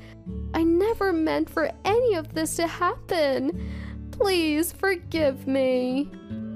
Perhaps realizing she would be the one paying, Charlotte's tone shifted to remorseful and apologetic. Logan, seeing Charlotte's demeanor, gave a slight nod of his head. Charlotte then began to talk about the fake affair. It seemed Logan had expressed his wish to marry her, and she had felt the same way. They decided to fabricate an affair to push for the divorce. The idea of also getting compensation money seemed like a good plan to her. It baffles me how someone could think, let alone execute, such a plan. Then Samuel, who had been silent till now, spoke up. You betray someone and try to frame them with a crime. You think just saying sorry will settle it? I've always trusted you as my wife, so be prepared for the consequences of what you have trampled upon. Samuel spoke calmly, but with palpable anger towards Charlotte. He was right. A mere apology can't make up for such deceit. You might not be aware, but claiming to be a lawyer without a license is a serious crime. You could face jail time or a hefty fine. And Logan, you're implicated too. There's no escaping this. Upon hearing this, both of their faces turned pale. It seemed they hadn't anticipated the gravity of the situation. Charlotte, in a frantic tone, said, I'm so sorry. Please forgive me. I didn't know. I truly apologize. Logan quickly stood up from his chair and also began to deeply apologize. I'm truly sorry. We didn't think it through. Please forgive us. Their fervent apologies were a stark contrast to their earlier demands. It was a foolish display. I don't care what happens to you two. I'm reporting this, Samuel declared. It's often said that the kindest people have the fiercest anger. Samuel, without a second glance at the desperately apologizing duo, went on to make his report. Wait, please! Just spare us that! Ignoring their pleas, Samuel called the authorities. In the end, both were arrested. They eventually faced prison time. In the end, Samuel and his wife divorced, and the compensation from the divorce settlement offset any other financial matters. They agreed to have no future interactions. Charlotte was left without any defense, reduced to just tears. They tried to benefit by deceiving others and falsely accusing them. It was indeed a case of facing the consequences of their own actions. Regretting now is too late, but hopefully they would change for the better. After the divorce, Samuel seemed to have regained his old spirit. Ever since getting married, Samuel and I have been enjoying online gaming, something he had set aside for a while. After the whole divorce debacle with Charlotte, Samuel moved out of the room they shared and started anew in a different place, trying to shift his feelings and begin a fresh chapter. For a while, he seemed to have lost trust in people and kept his distance. But lately, I've noticed he's been slowly venturing out for meals with friends. Once Samuel feels a bit more settled, I'm thinking of introducing him to some of my trustworthy friends. More than anything, after all the hurt he's been through, I want Samuel to find happiness.